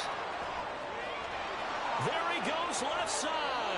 And he is out of bounds, but not before he's inside the 30. That one 28 yards on the ground. So into Cardinal territory now. It's 1st and 10 as they're down to the 29-yard line.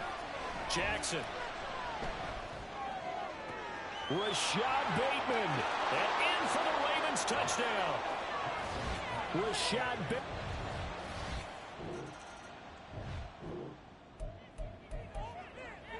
So now this offense will take over, and they will have the football at their own 20-yard line.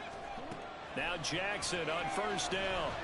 And the pressure will bring him down here. The Cardinals get home for the sack. Credit for that sack goes to Cameron Thomas. If they're able to come back to tie or win this game, I think this is a play that we're going to look back on as the game changer. They really changed the tone of what the opposition wanted to do when they're trying to run some time off the clock and add to its lead late in this contest. 4th quarter, down to the final 2 minutes, and we've got a 1-score game. So it's Raven football here as we welcome you back. Well, they're in some hot water now after that sack. It's 2nd and 21. Dobbins running out of the gun. And for one of the few times here today, this run's not going to go anywhere. And now we'll see a timeout used on defense as they stop it right out of the break with 1:57 to go in the ball game. Jackson to throw.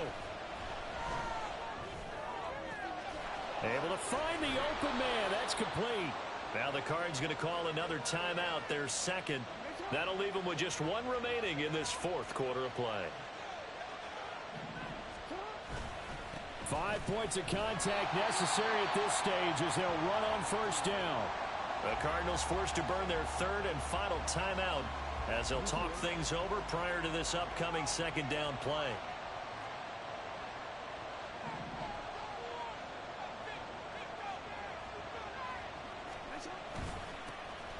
Jackson going to give this one to Edwards. And this is an absolutely big 3rd down that's been set up here, partner, and there's no other way to put it.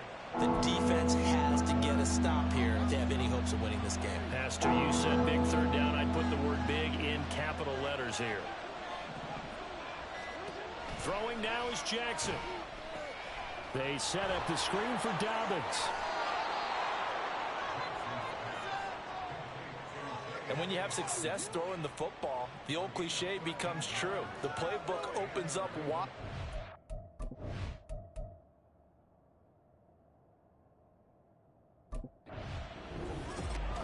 That was an excellent come-from-behind victory, Charles, especially there in the 4th quarter. Both offense and defense were clicking. They're going to feel good.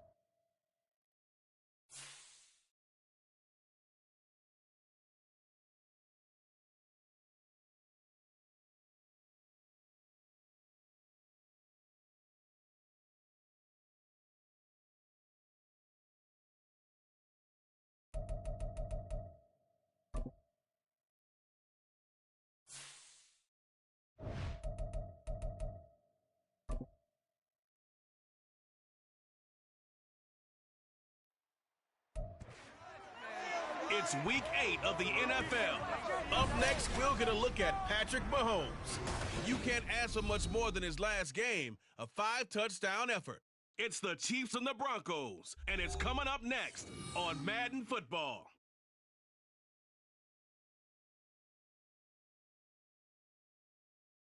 We've had a driving rainstorm make its way through the plains, and it definitely is going to be a factor here this afternoon at Empower Field at Mile High in Denver.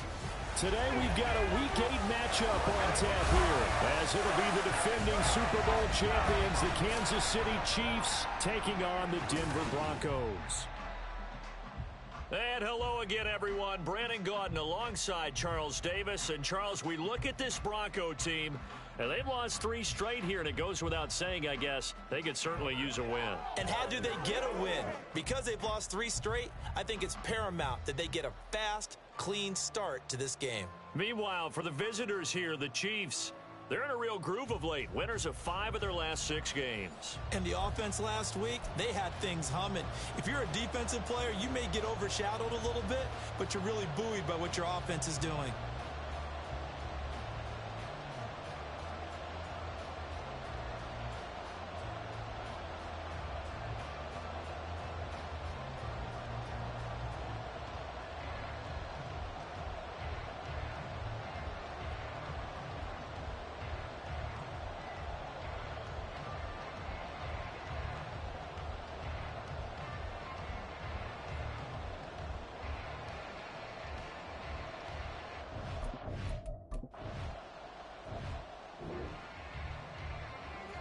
So now this offense will take over, and they will have the football at their own 20-yard line.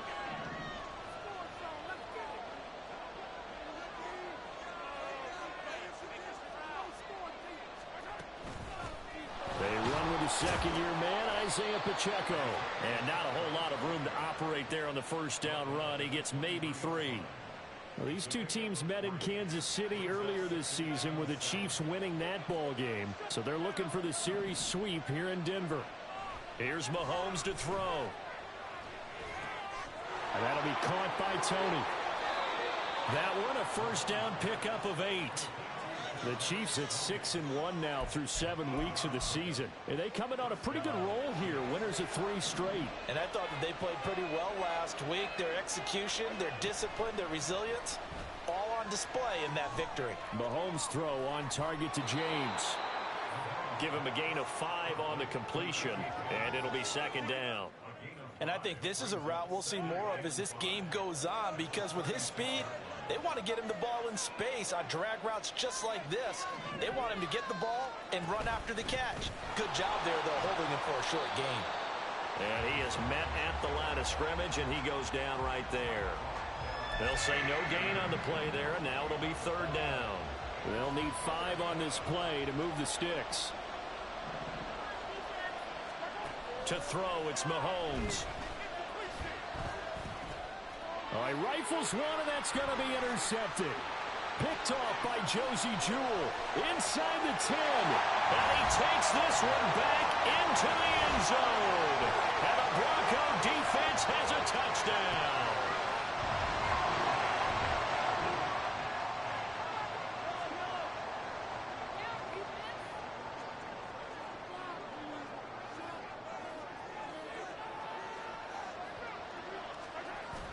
Here's Pacheco to begin the drive.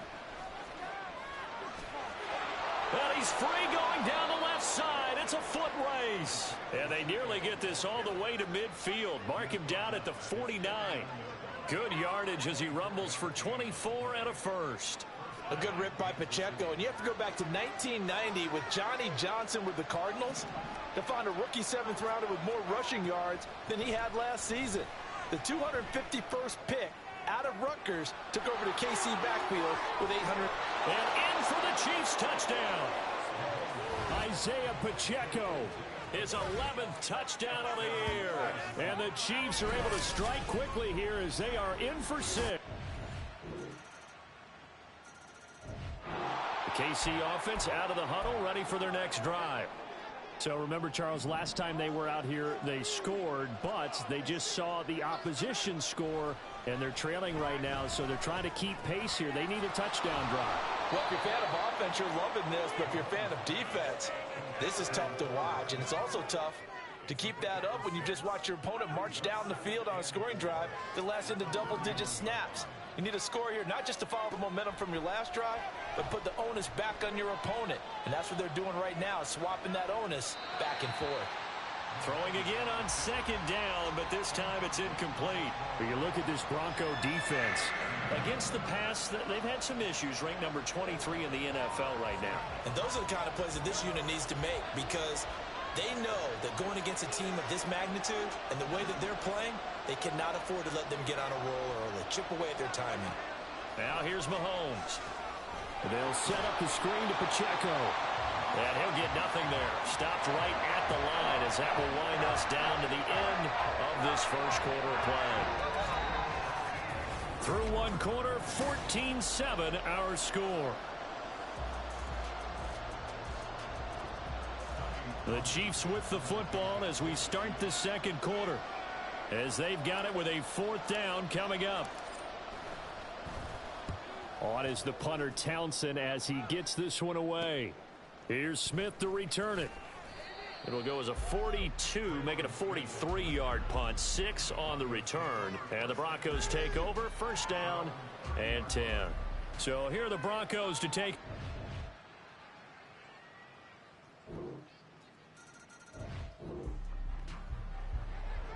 So the football will be at the 25-yard line as this offense gets set to take over. They'll start the drive here with Pacheco. And this will be a gain of 5 as he gets it to the 30. They'd love to just strike back with a touchdown right here, and if it's a long play, so be it. But the main goal, get a couple of first downs, run some plays, run some clock, allow their defense to get a chance to catch their breath, settle down, and relax a little bit after they just gave up a score. Now a pass hauled in downfield. And he's going to get this down to the 35-yard line. It's a gain of 35. So that changes things a bit. Here's a 1st and 10 all the way down at the 35. Looking to throw is Mahomes. Open man here. It's the tight end, Kelsey. And he gets this one inside the 15, just a yard or two shy of the 10. From down at the 12, it's 1st and 10.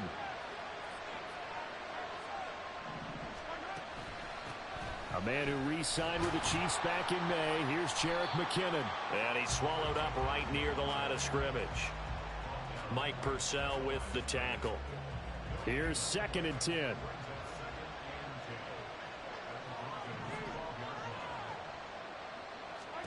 From the gun, it's Mahomes. Caught, Kelsey, left side. Touchdown! Travis Kelsey. He has career touchdown number 78, tying him with both.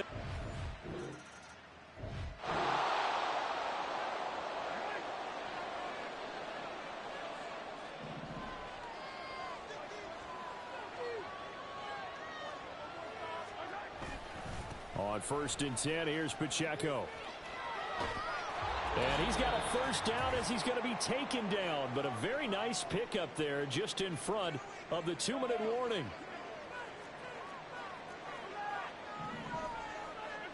On 1st down, Mahomes. Got his man complete over the middle. It's James. So the completion results there in 9 yards. And it'll bring up a 2nd and short. Throwing now is Mahomes. That's complete to Tony. And he's out of bounds. Almost gets to the 10. The catch and run there, good for 16 and a first. And this was a nice example of an offensive coordinator scheming his guy open. Just a little underneath route, just trying to free up some space. And it worked awfully well. Got him not just space, but plenty of room to run after the catch to pick up really nice yardage. And here he'll get it down to the 7. It's a pickup of 4, and it'll bring up 2nd down. Not a run that you're going to write home about, but still a good first down run. That's what an offense calls staying on schedule. 3 to 4 yards on first down, you're set up very well for the rest of the drive. Now Mahomes. Screenplay, McKinnon. And the stop will come inside the 5 at the 4. And give him 3 on the screen. He couldn't break free, and it's 3rd down. Coming up here looking for 3 yards to pick up the first.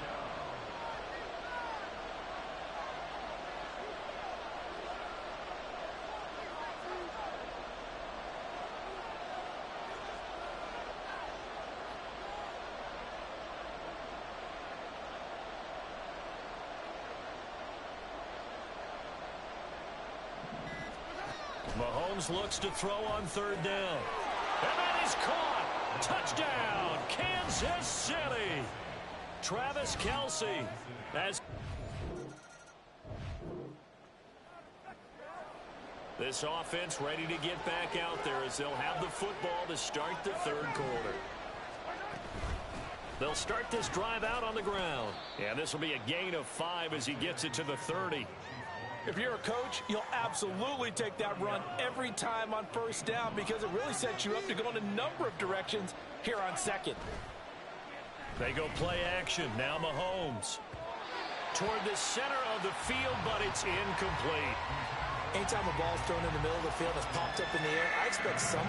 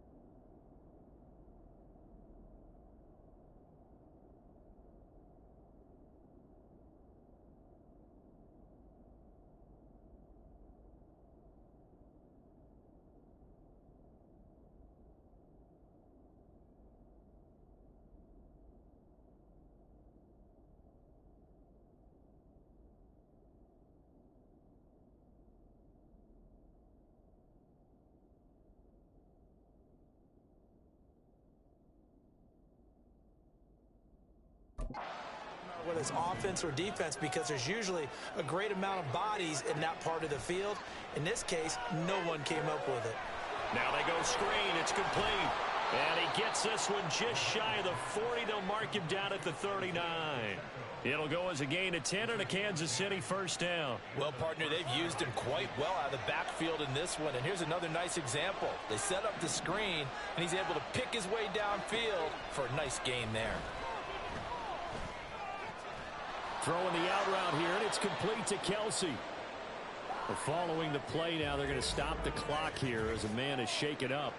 We'll step aside and get a report when we come back to Denver. So a 1st and 10 now in Denver territory at the 49-yard line. Pacheco gets it up the gut. Now he's tackled a yard short of the marker. Good gain of 9 on 1st down.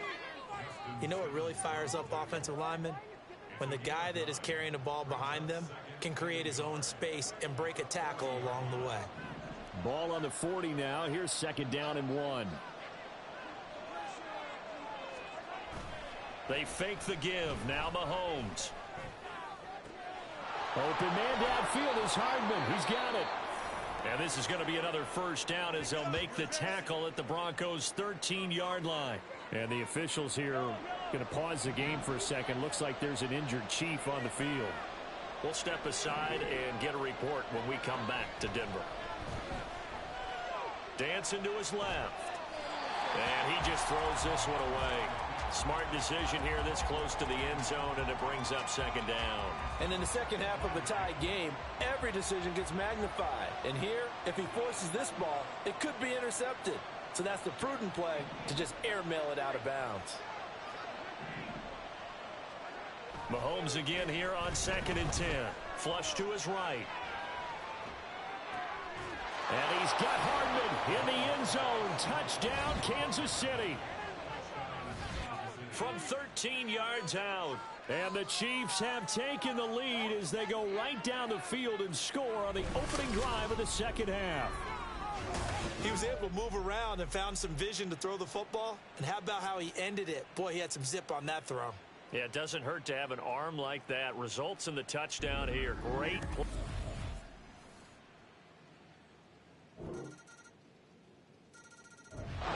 The Chiefs offense about set to begin this drive. And these two teams have traded touchdowns so far with their first possessions here in the third quarter, so we're right back to where we started at intermission. Yeah, how about that? Tied at the half, tied after the first two drives of the third quarter, one for each. That tells me that someone's defense has got to step up and make a big play and try and change the momentum of this game. They'll start on the ground here on first down. And they're going to stop him right at the line of scrimmage. Just no cutback lane to be found whatsoever. 2nd and 10.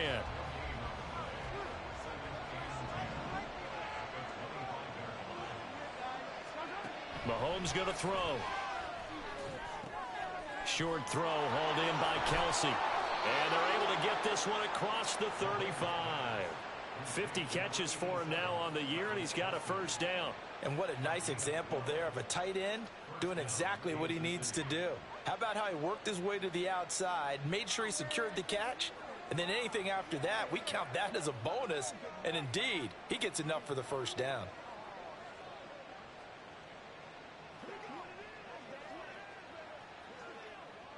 I'll tell you, far from ideal conditions to play in, but neither offense has had much trouble. Plenty of points to go around. 1st and 10. Running left to give to Pacheco. To about the 40-yard line. I feel like I could see what he was thinking on that carry. He wanted to follow that big tackle through the hole. Ended up only getting 4 yards on the carry. I think he had designs on that one being bigger. And only a couple for him there as the tackle is made at the 42. This now a 3rd and 4.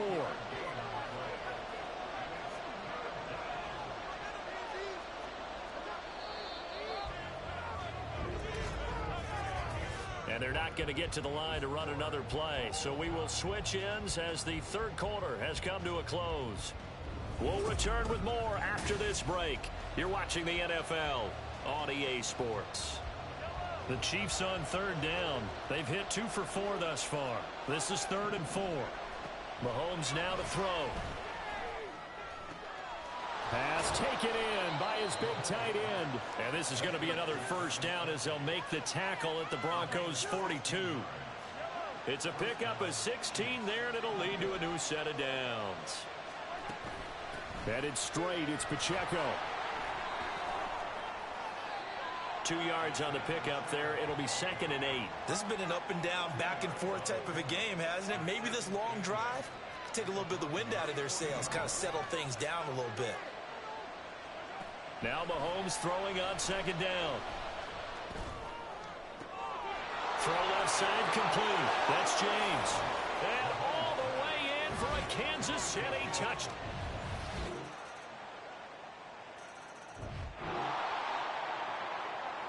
So the football will be at the 25-yard line as this offense gets set to take over.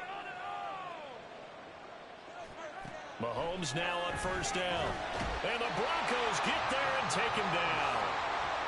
Baron Browning, the outside linebacker, coming up to drop him for a loss of a full 10 yards.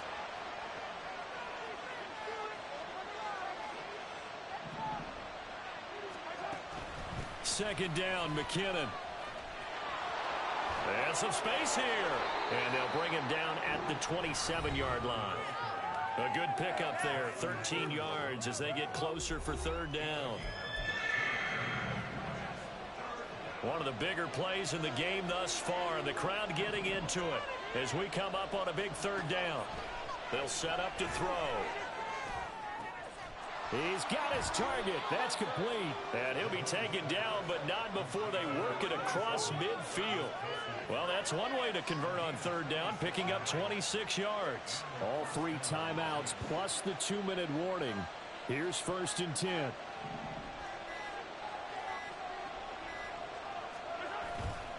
Pacheco gets it and tries the left side.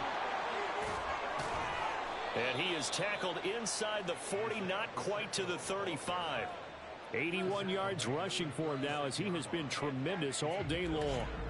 Getting down to the good stuff, all tied with 2 minutes remaining on EA Sports. So the Chiefs in possession of the ball as we welcome you back. This is 1st and 10. They've got it 1st and 10 as they search for a go-ahead score. Play action. Now it's Mahomes. Eluding the pressure right. And he'll toss this one incomplete. Seeing no options, he throws it away. I see you nodding your head up and down. It's a very heady decision at this stage of the game. Out of the pocket, nowhere to go. Just get rid of it. That's a smart play because you're not worried about your completion percentage, and you're also not trying to force it into bad traffic as well. Throw the ball away, live to fight another down. Meanwhile, Mahomes' throw caught by Gray. And this is going to be another 1st down as they'll make the tackle at the Broncos' 25-yard line.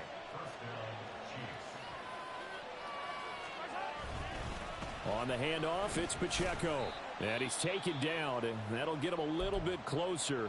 But every yard at this point will help your field goal kicker out. 2nd and 6 coming up. From the gun, they will run with McKinnon. Now the Broncos going to use the 2nd of their timeouts as they'll head to the sideline and talk over what to do next. They'll try for the 1st with Pacheco. And he'll be out of bounds. Boy, missed tackles. That could be their downfall, Charles. Yeah, they actually let him out of bounds there. Instead of the clock continuing to run, they let him out, and it turned into another timeout for him. Not good at all.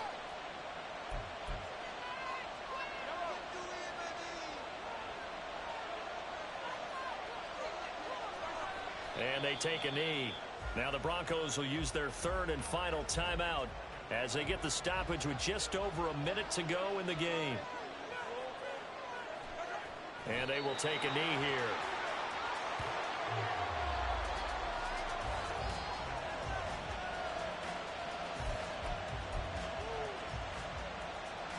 This crowd doing all they can. Here's 3rd and goal.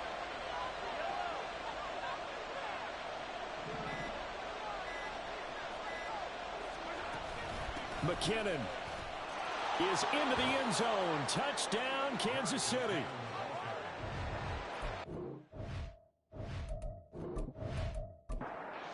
Now to add the extra point.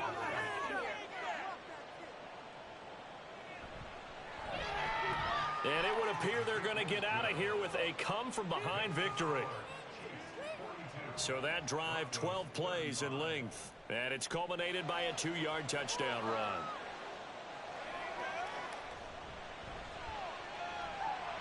And he's up past the 20 to the 22-yard line. Here's 1st and 10. At their own 22-yard line. Now Wilson.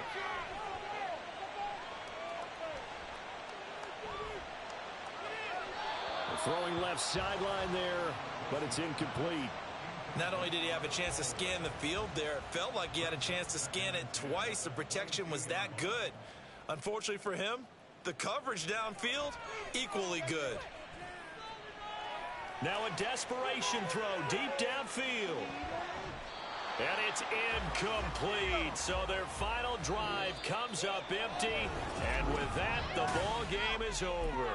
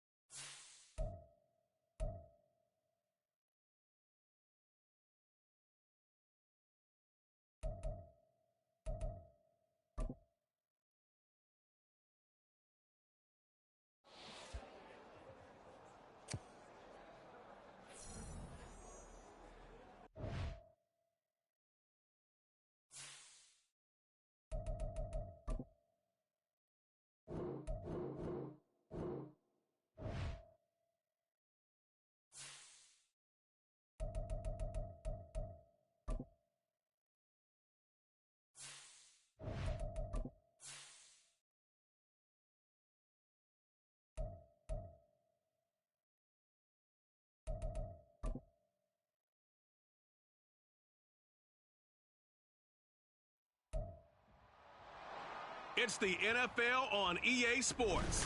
And up next, we'll see the dual threat, Christian McCaffrey. He should be a busy man out of the backfield. It's the 49ers and the Bengals, and it's kicking off next on Madden NFL 24.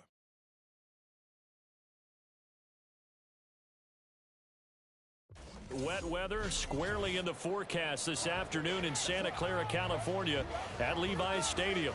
Today we've got a Week 8 matchup on tap here, as it'll be the Cincinnati Bengals taking on the San Francisco 49ers. Hi again, everyone. Brandon Gaudin alongside Charles Davis. And Charles, you take a look at these 49ers as they enter play here. They come in feeling good after back-to-back victories. Meanwhile, for the Bengals here, we're in October now, so everybody should be coming into form, shouldn't they? They really should, and what you have now is a full routine established about what you want to get done and full focus on the season.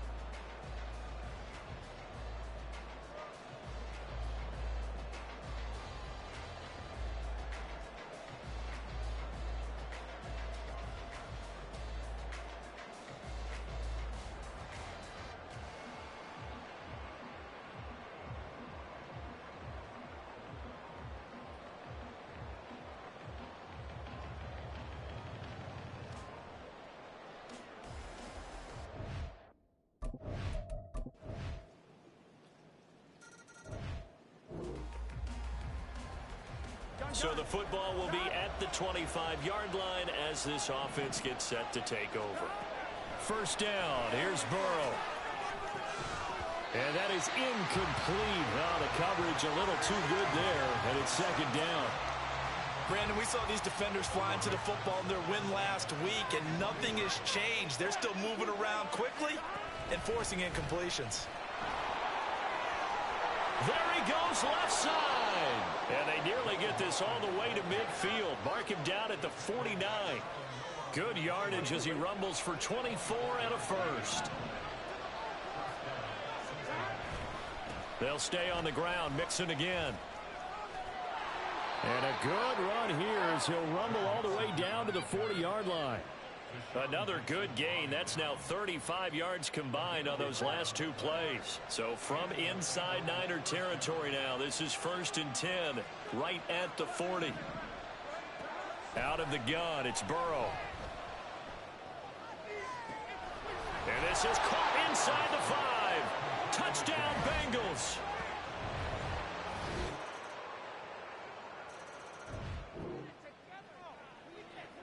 All right, after the touchdown, this offense back out there to see what they can do. They'll have a 1st and 10 at the 25-yard line.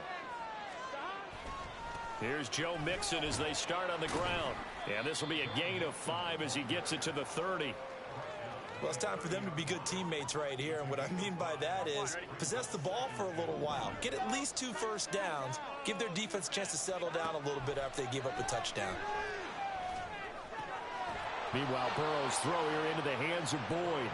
And Boyd going to pick up a Bengals first down as he'll get this up past the 35-yard line.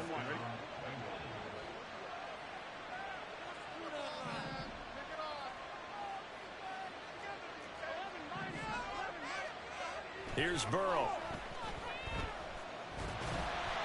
Oh, hit as he throws there, incomplete. The Bengals at 500, 3-3 through the season's first 6 weeks. And they come in with fresh legs. They got the extra time off thanks to an early season open week. And usually your hope is that your open week comes a little bit later in the year. But when you get a chance to get your fresh legs back, you have to take that time and run with it. And that's what they're trying to get done here. 2 first downs have them up near midfield now on 1st and 10. Burrow going to fake to mix it and now look to throw. He will find his man Chase complete. He'll get this one down near the 20-yard line, just shy of the 20. And we're going to stop play here at least momentarily. It looks like there is a 49er who's in some discomfort. Well, now they're going to come out and take a look at this injury, and we'll be back in a moment.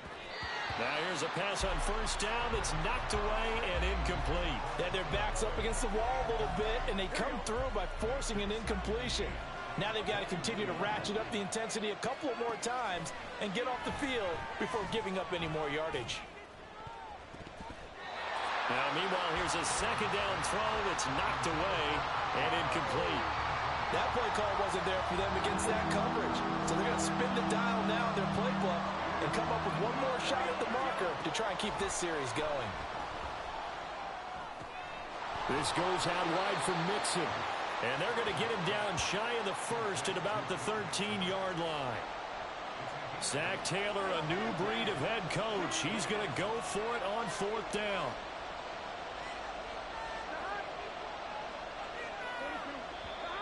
Oh, and now movement and a whistle, and they may have to rethink their plans on 4th down. That flag accepted, and it backs the offense up a little bit. So on 4th down, off goes Burrow. On comes Evan McPherson for the Bengal field goal. McPherson's kick is good, and that will knot us up at 10. So they put together a good little drive there, but ultimately stalling out in the red zone. Yeah, I know a lot of people look.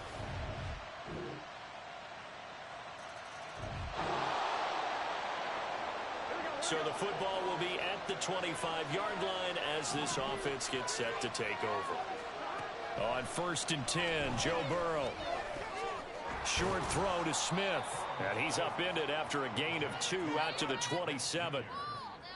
Hey, let's face it, you can put any Halloween costume on him. You're not going to be able to disguise him because for a tight end of his size, difficult to sneak him anywhere, but that's what they tried to do. lined up on his right, tried to work his way back to his left, but just a minimal gain as the defense was able to react quickly. Now the Bengals going to use the first of their timeouts as they get it right at the 32nd mark of this first half. 3rd and 2, now Burrow. Work in the middle of the field, and he's got a man complete. Down the sideline he goes, and down to the 16-yard line. A big play there just before halftime. 51 yards. The Bengals going to use the second of their timeouts. So that means they're down to 1 remaining here as we head toward halftime.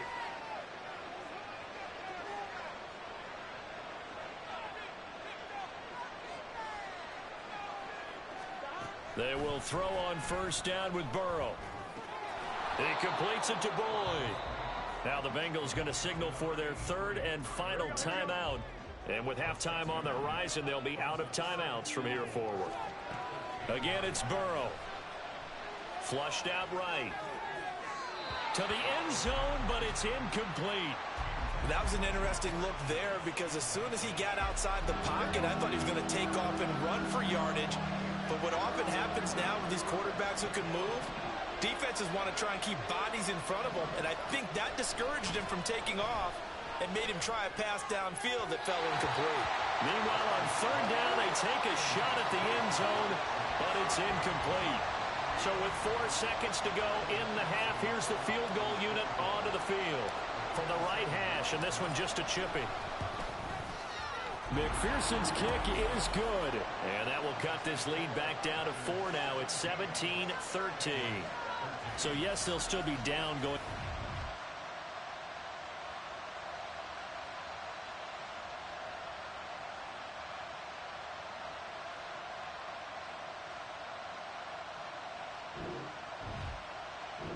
The Cincy offense about ready to go here on their next drive. Well, out of the locker rooms here they come. Their first drive of the 3rd quarter. And, Charles, they're trailing in this ball game, but we got a tight one set up to be a very entertaining second half. And as we know, partner, in the NFL, there's trailing and there's trailing, right? Sometimes you're discouraged by how much you're down, but in this case, this is a tight ball game, so there's a sense of optimism here. I think they went into half and looked at their play sheet and said, these are the plays we really like. What do you say we use them to start the second half and get us going? A 2nd down pass play there, but it's incomplete. An incomplete pass on that last play, and that means they'll need to come up with something here on 3rd down. Burrow will throw. Nowhere to go here. He lost the football. Dangerous spot for them to cough it up. Lucky to have recovered because had the defense gotten it, they were already within a shadow of the goalpost. Yeah, and then you're yelling at your own defense. Sudden change, sudden change. That's not what you want to hear on your sideline. That means you got to run out there and try and stop an offense who has the ball in a very advantageous position. That'll go as a punt of 34 yards that time. And the Niners set up well. They take over 1st and 10 on the...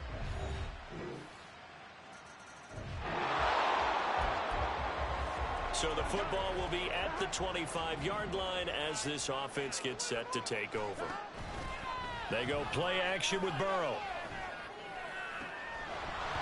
And this will be incomplete. Physical play on the football there, and it's 2nd down. I know at times people think we use it too often, but you've got to be able to throw guys open. And when you read zone, you've got to stick it in there before your receiver gets to the next guy in the zone. Otherwise, you bring him into the play. And that's precisely what allowed that defense to disrupt the pass. They do get a couple, but they'll be left staring at a 3rd and 8 coming up. They'll be in search of 8 yards here as they hope to convert the first down. On 3rd down, Burrow looking deep here for Chase. And that's caught inside the 35. Touchdown. Jamar Chase. His 2nd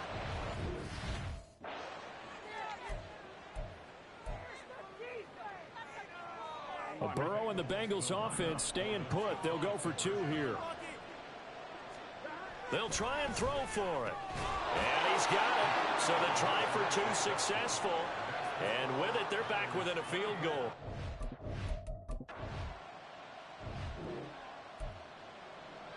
Both offenses have been clicking in this one. A lot of points on the board. We'll see if that trend continues. Off the play fake, here's Burrow. That one taken in by T. Higgins. And out across midfield down to the 45. An ideal beginning of the drive there as they'll get 20 and a first down.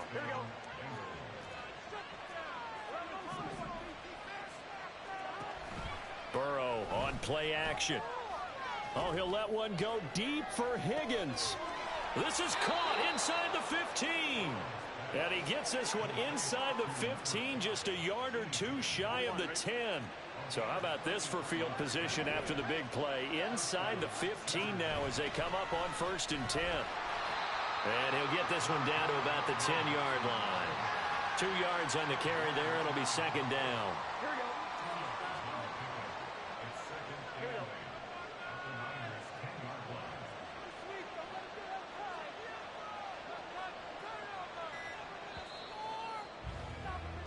And as they come to the line, they will not be able to get off another play.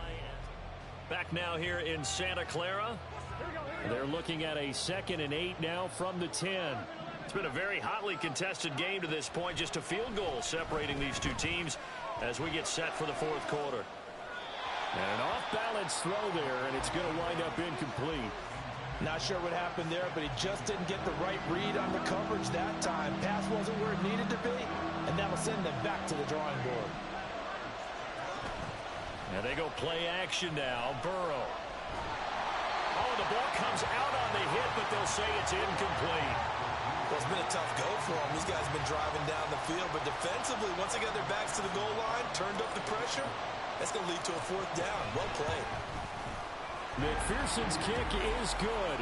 And in the 4th quarter, this game is tied. So with less than a minute gone by here in this 4th quarter, the Bengals drive about to get going. And now they find themselves trailing following the field goal. Still a good amount of time in this 4th quarter, but this drive very well could determine the outcome of this ball game. They're going to get 9 here on 1st down as he gets this one up to the 34-yard line. Well, partner, I know this type of running back.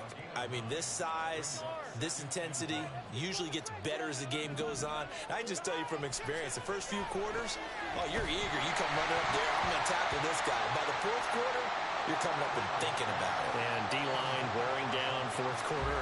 Yeah, that's not a guy they want to see consistently. A misconnection there. He's hit on just 50% of his passes thus far. That's not where you want to be. Now you see the evolution of the game. You go back to the quarterbacks of old, 50% would be terrific because they threw the ball downfield almost every time they threw it. Now with a short passing game, you should be above 60% just to be in the average range. 73 yards rushing here for Mixon. He's got a 1st down. Well, sometimes, Brent, there's just not a secret to how things get done. He's been running well all game long, and they continue to rely on him in this key situation. They told us they were going to rely on him. They have. He comes through there, a big 3rd down conversion. And he was able to shed 1 tackle, but could not get away from there.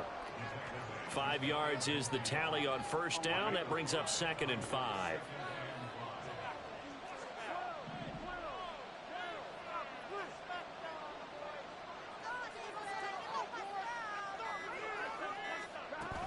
Again, it's Mixon. And he's got this one across midfield into 49er territory. After a gain of 5, they'll wind up being about a length of the football short here on 3rd down.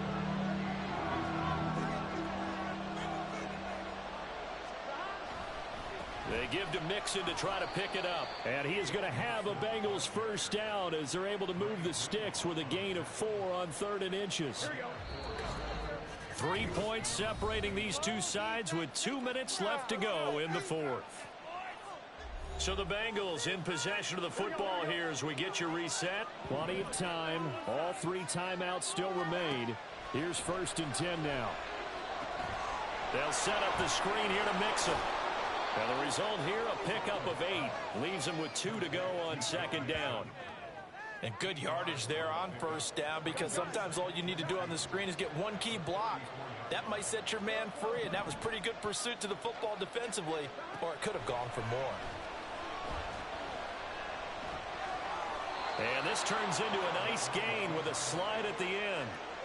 Well, there you go. Save your best scramble of the day for a big-time situation in the fourth quarter, picking up the first. You don't want to use it up early, right? You want to make sure you save it for that exact moment, that key time. And that's what he did, although you and I both know it wasn't planned that way. But what a nice job using his eyes, scanning the field, and realizing when it was time to exit the pocket and go. Clock's under a minute. Still plenty of time, partner. They have all 3 timeout. That means they have plenty of options in their play calling and where they target on the field. They can throw it downfield, maybe even in the middle, and use their timeouts. And now they're inside the 10 as he's brought down at the 9. Now the Bengals going to use the first of their timeouts, as the clock will stop with 34 seconds to go in the game. Another carry for their leader and a good one. It's crunch time. They'll need him to continue to be productive in both the run and passing game in order for them to try and snatch a victory. Throwing on first down, but this one winds up to be incomplete.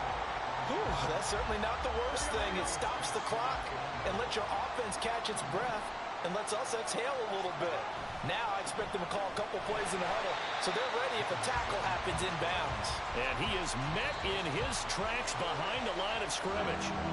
The Bengals going to use the second of their timeouts. That'll leave them with just 1 remaining in this fourth quarter of play.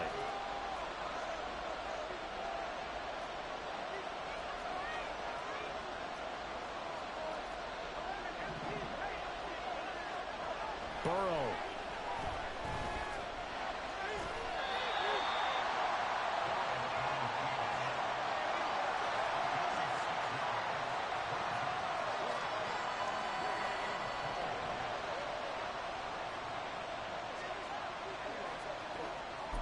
And with 4 seconds remaining, they will call the time.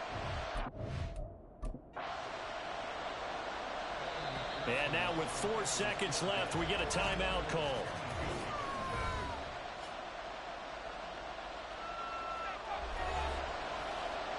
So here we go.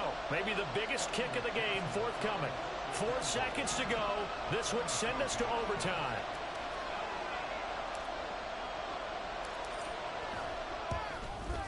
And his kick here is good. And they will tie this game here in the final seconds. So a money kick there in the final seconds. And now, barring any hijinks on the kickoff here, partner, I think you and I, we're going to settle in for a little overtime. And I wouldn't have it any other way. This has been a dogfight all through regulation. No reason to think it won't continue in the extra period. So overtime on the horizon, barring a wild finish here as the kick's away.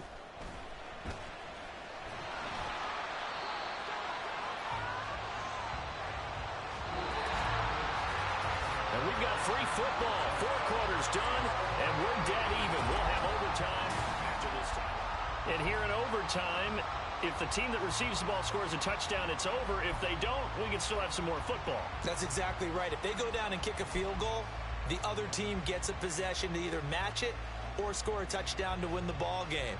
If both teams kick field goals, the next team to score wins. But if the receiving team throws a pick six or fumbles the ball and it gets picked up by the defense and they score, the game is over at that point. The conditions only going to get worse as we get back to football here to start this overtime.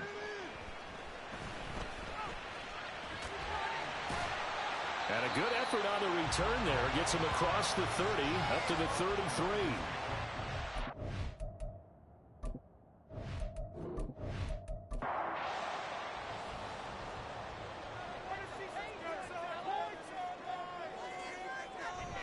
They'll start with a run by Mitchell. Now the ball comes loose. Oh, and one of the linemen on the other side has got it. And they'll start with great field position at the 41-yard line. And a costly, costly mistake. Coaches talk so much about ball security. And in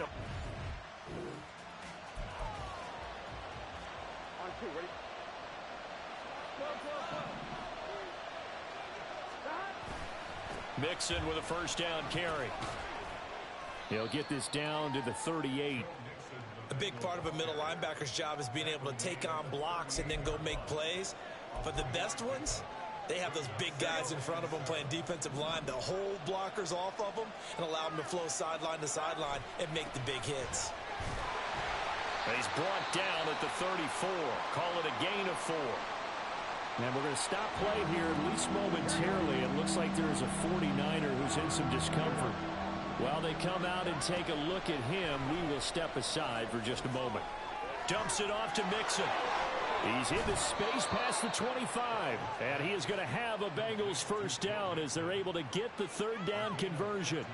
That last pass puts him over 300 yards now in the game. More importantly, though, big first down here in OT. And the team around him has a lot of confidence now after picking up that first down. Everyone seems a little more energized. But did I hear you before the game call in and say, this is my quarterback for your fantasy league? Because he just gave you a good stat, didn't he? He did, and I appreciate it.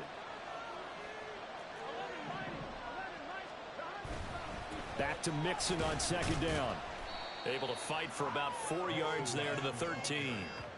And I know you with every carry, especially in overtime, you're just saying if you're that ball carrier, hold on to the football. Hold on to it, protect it, but not necessarily settle it because you're trying to get to the end zone. You're trying to end the game right here. And I know the defensive guys poking, clawing, raking, trying to knock the ball free and protect their end zone. Yeah, like you alluded to, especially this part of the field. It's a gain of 6 as they're able to convert, and now it's first and goal.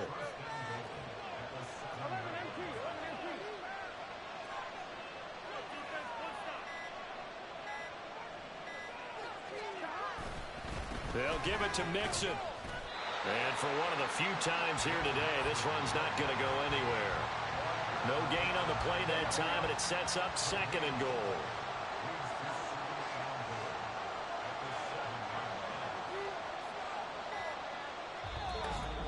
Two minutes left in this overtime session, and still all tied.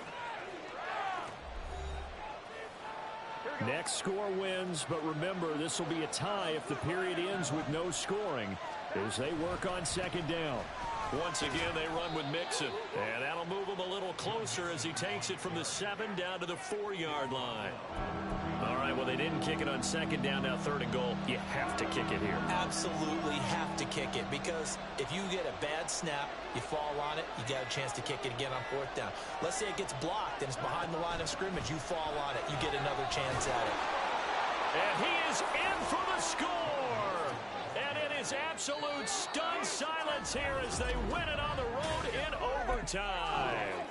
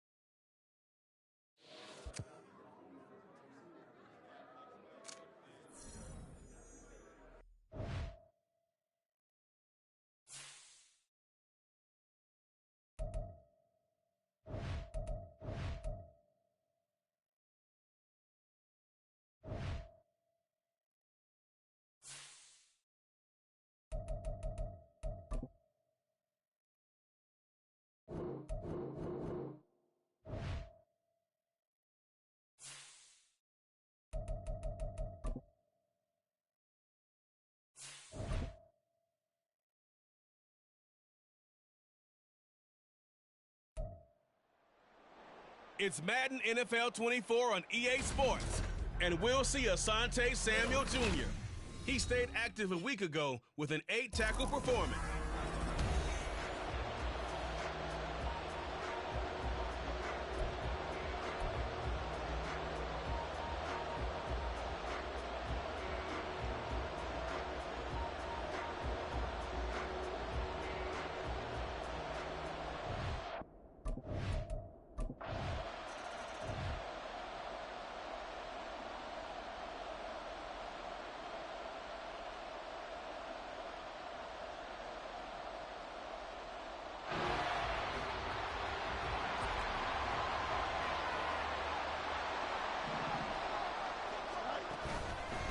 They run with a former Panther. It's Deontay Foreman. And he stopped immediately there.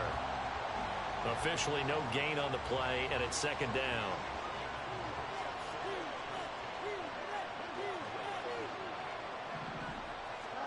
Now it's Fields. And he bats it away, and it falls down incomplete. Chase Claypool, the intended target. Third down here. Now, right where this set of downs started, they need a full 10 here to pick up the first down and move the chains. Nowhere for Fields to turn, and down he goes. Sebastian Joseph Day breaking through for the sack. On fourth down, Chicago brings out Trenton Gill. And the rookie Darius Davis deep for the Chargers. Only 2 punts for him last week in the loss as he gets this one away. And a fair catch called for and made just inside the 35-yard line. So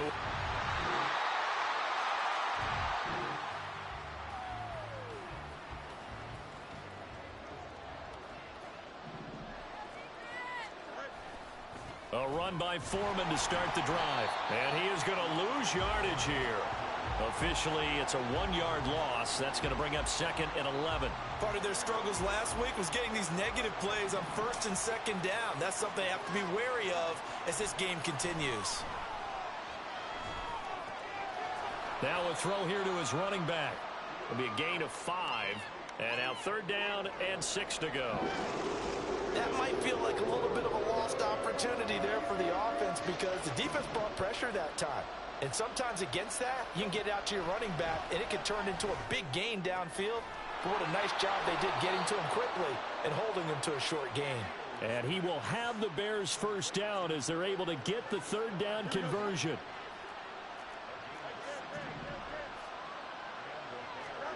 Now Fields. He'll fire deep, looking for more. And this is incomplete. Oh, he looked like he had a pretty good line on that one. That would have been a big play, but he could not pull it in. Second and 10. To the air again, Fields. And he's got the hook up to Moore. Touchdown, Chicago. DJ Moore. His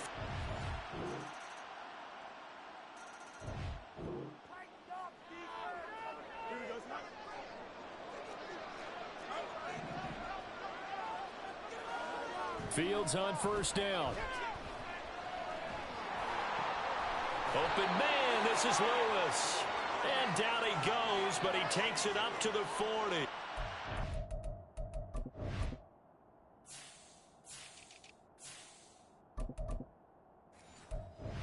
They may want to go back to that one. First play of the drive, good for 15 and a first down. Here's Fields. He'll get that complete to his tight end, Cole Kmet. And he has a big gain inside the 40 before being dropped. Back-to-back good plays have him on the move on first down. Handoff running left, Foreman. And he is going to lose yardage here.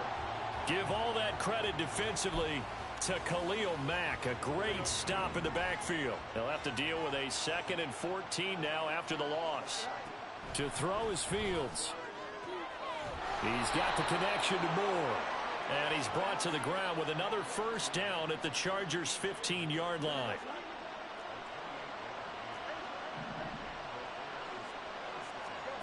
Fields now to throw. And he's going to go down. He's sacked back at the 24. Multiple players getting home there for an 8-yard loss. 2 minutes remaining in this first half of football. And it's never good to take a sack. You really don't want to take one down here in this part of the field down near the red zone. Not at all, because you're already pretty much assured of a field goal. But you take a big sack, it could push you out of range, and that's why defenses get a little more aggressive in this situation. They're almost conceding the 3 points. They want to push you back and try and take you out of that.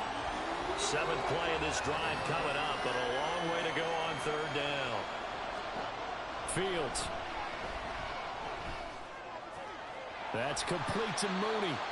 The Chargers going to signal for the first of their timeouts. So as they talk it over, we step aside.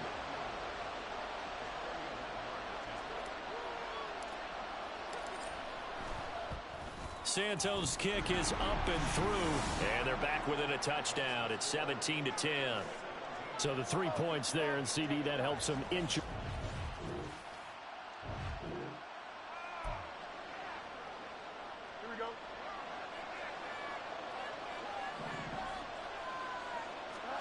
On 1st and 10, here's Fields. Escaping the pressure right. And he will not throw it away. He goes out of bounds, well shy of the line of scrimmage, so that's a sack.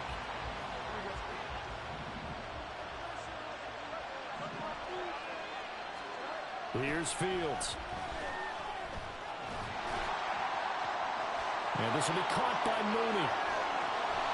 A big play there just before halftime. 45 yards. Now the Bears going to use the second of their timeouts as they stop it with 28 seconds to go in the first half of play. He lets this one fly toward the back of the end zone. And that's going to be incomplete. I like the thought process there. They connected on a big play, and sometimes you find the defense vulnerable. So they went for the bigger shot, went for it all on that one. This time, they were ready for it. He's going to look deep for more. And that's going to be incomplete. Good effort there trying to take a shot, but it's third down.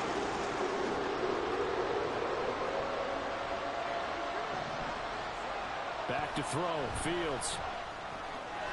There's a short throw. It's caught by Kmet. And they'll get him down 2 yards shy after a pickup of 8. 4th and 2. Now a timeout signaled for, and they'll get it with 10 seconds to go before halftime.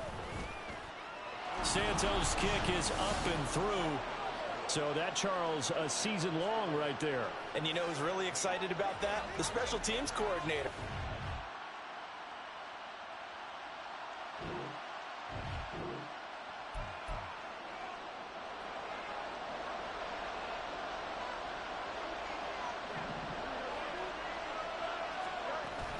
They'll start the drive with a give to Foreman. And he is going to be stopped cold behind the line of scrimmage. He'll lose a yard there, and it's 2nd and 11.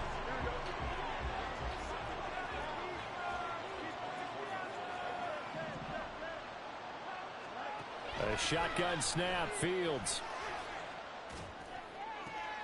This is Chase Claypool on the receiving end.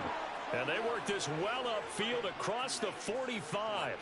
That one covers 24 yards. It's a first down. You can see the time and effort and thought that they put into their passing game because it was evident right there. It looks like a simple pitch and catch, but you and I both know that they have planned for this and worked hard to make it happen. And they'll get him down after a pickup of 8. 2nd and 2. Now a 2nd and 2.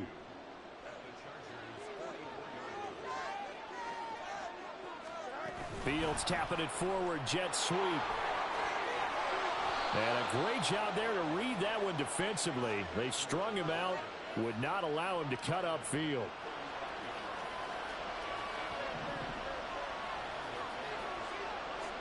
Now a first down throw, Fields. He'll fire deep, looking for more. And it's knocked away and incomplete.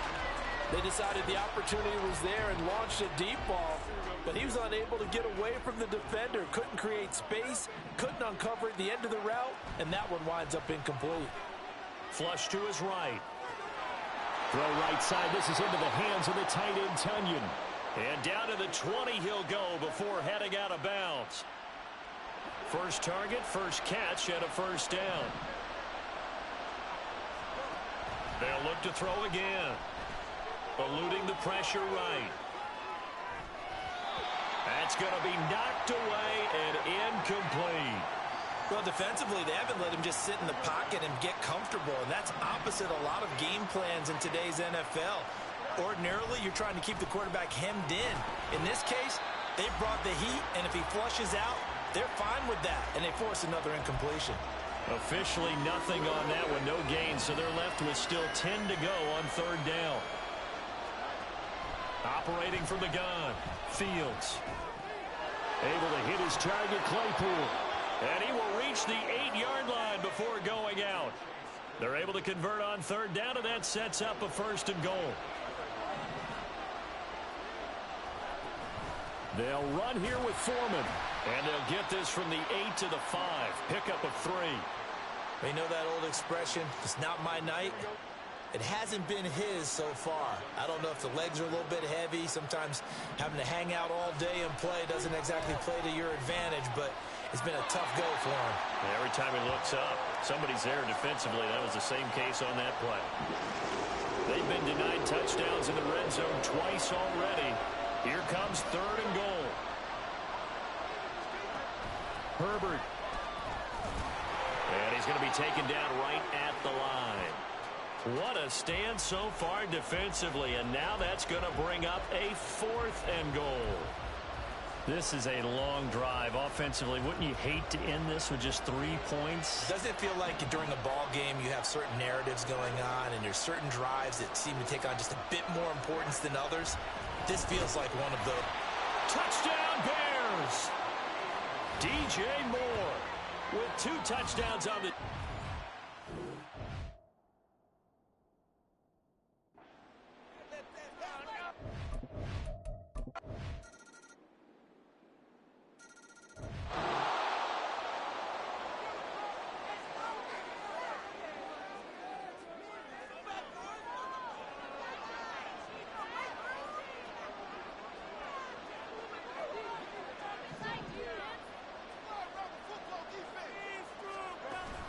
The drive starts with Foreman on the ground. And able to elude 1 tackler, but only gets this back to the line of scrimmage.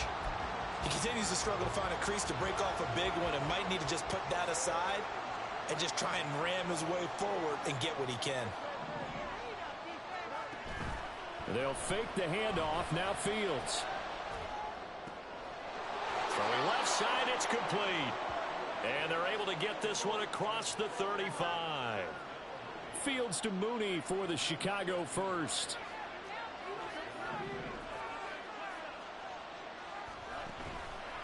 Off the play fake, he'll look to throw. Steps away to his left. And seeing no options, he just tosses this one away, incomplete. Now that'll bring up 2nd down.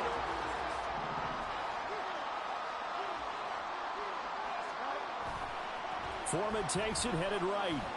Fights through him, breaks a tackle. And it appears we have a Charger shaken up on that last play. More from L.A. in a moment. The offense on 3rd down tonight, they've converted just 2 for 6 thus far. This is 3rd and 8. Looking to throw. Fields locates Claypool on the crossing route. That'll give him 60 yards receiving now as he's got a 1st down.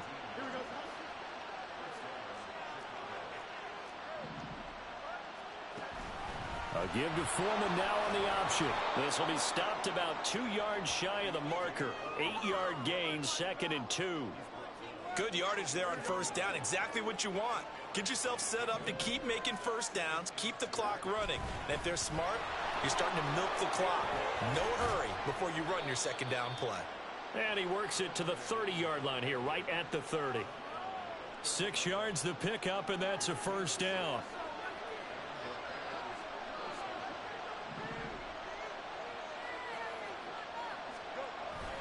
On the toss, here's Foreman.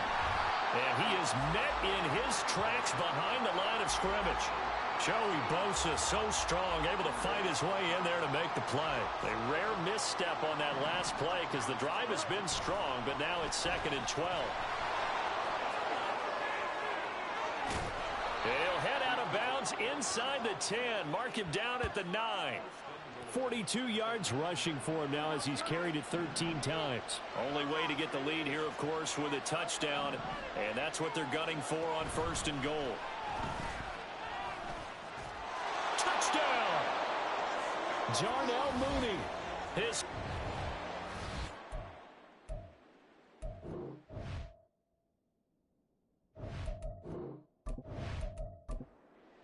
important extra point here to stretch this lead to a field goal. He's got it, and this is indeed up to a 3-point lead. So that one a pretty time-consuming 10-play drive. And finishing it all off was Darnell Mooney with a touchdown reception. Now after the touchdown, here's Santos to kick this one away.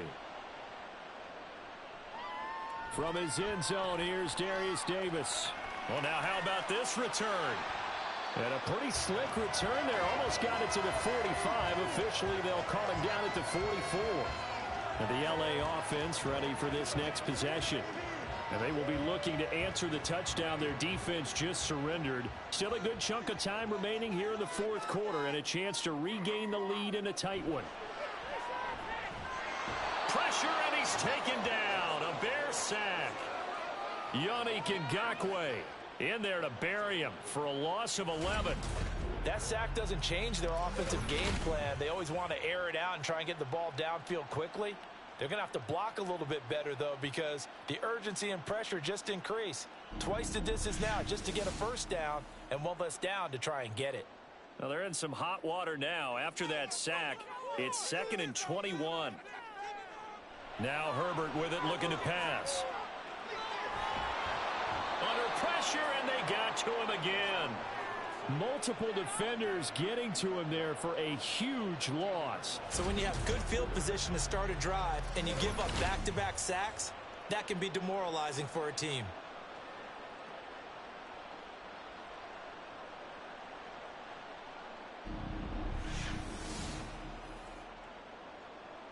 Possibly a turning point. Big play coming.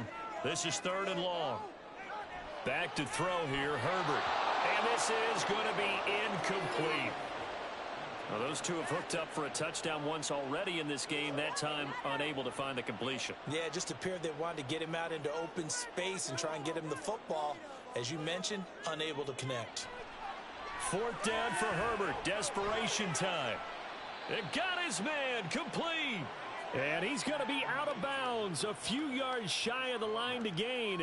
And that's going to be a turnover on downs. Well, they've got the slim deficit, decided to go for it.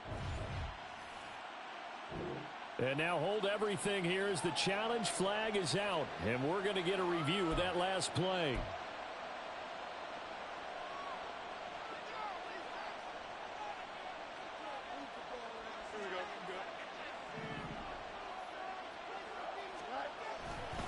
They run it on first with Foreman.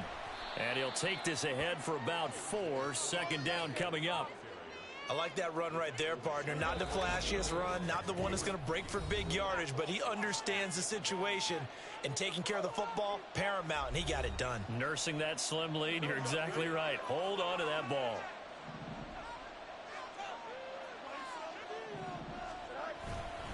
Another run on 2nd down, trying to cover up. And great blocking downfield as he's got this almost to the 35-yard line. 5 points of contact necessary at this stage as they'll run on 1st down. And it appears we have a Charger shaken up on that last play. So 2nd and 9, and you'd have to figure just about all 11 probably crashing the line here. Meanwhile, Fields' throw complete here to Kmet. Chargers going to use their 3rd and final timeout as they'll head to the sideline and talk over what to do next. That is caught. And he is going to have the Bears first. And that...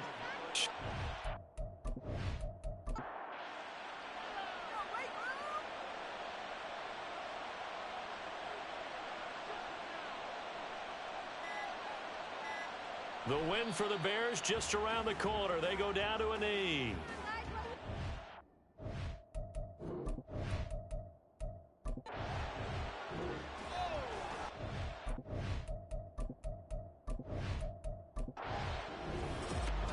So no shortage of offense in this game.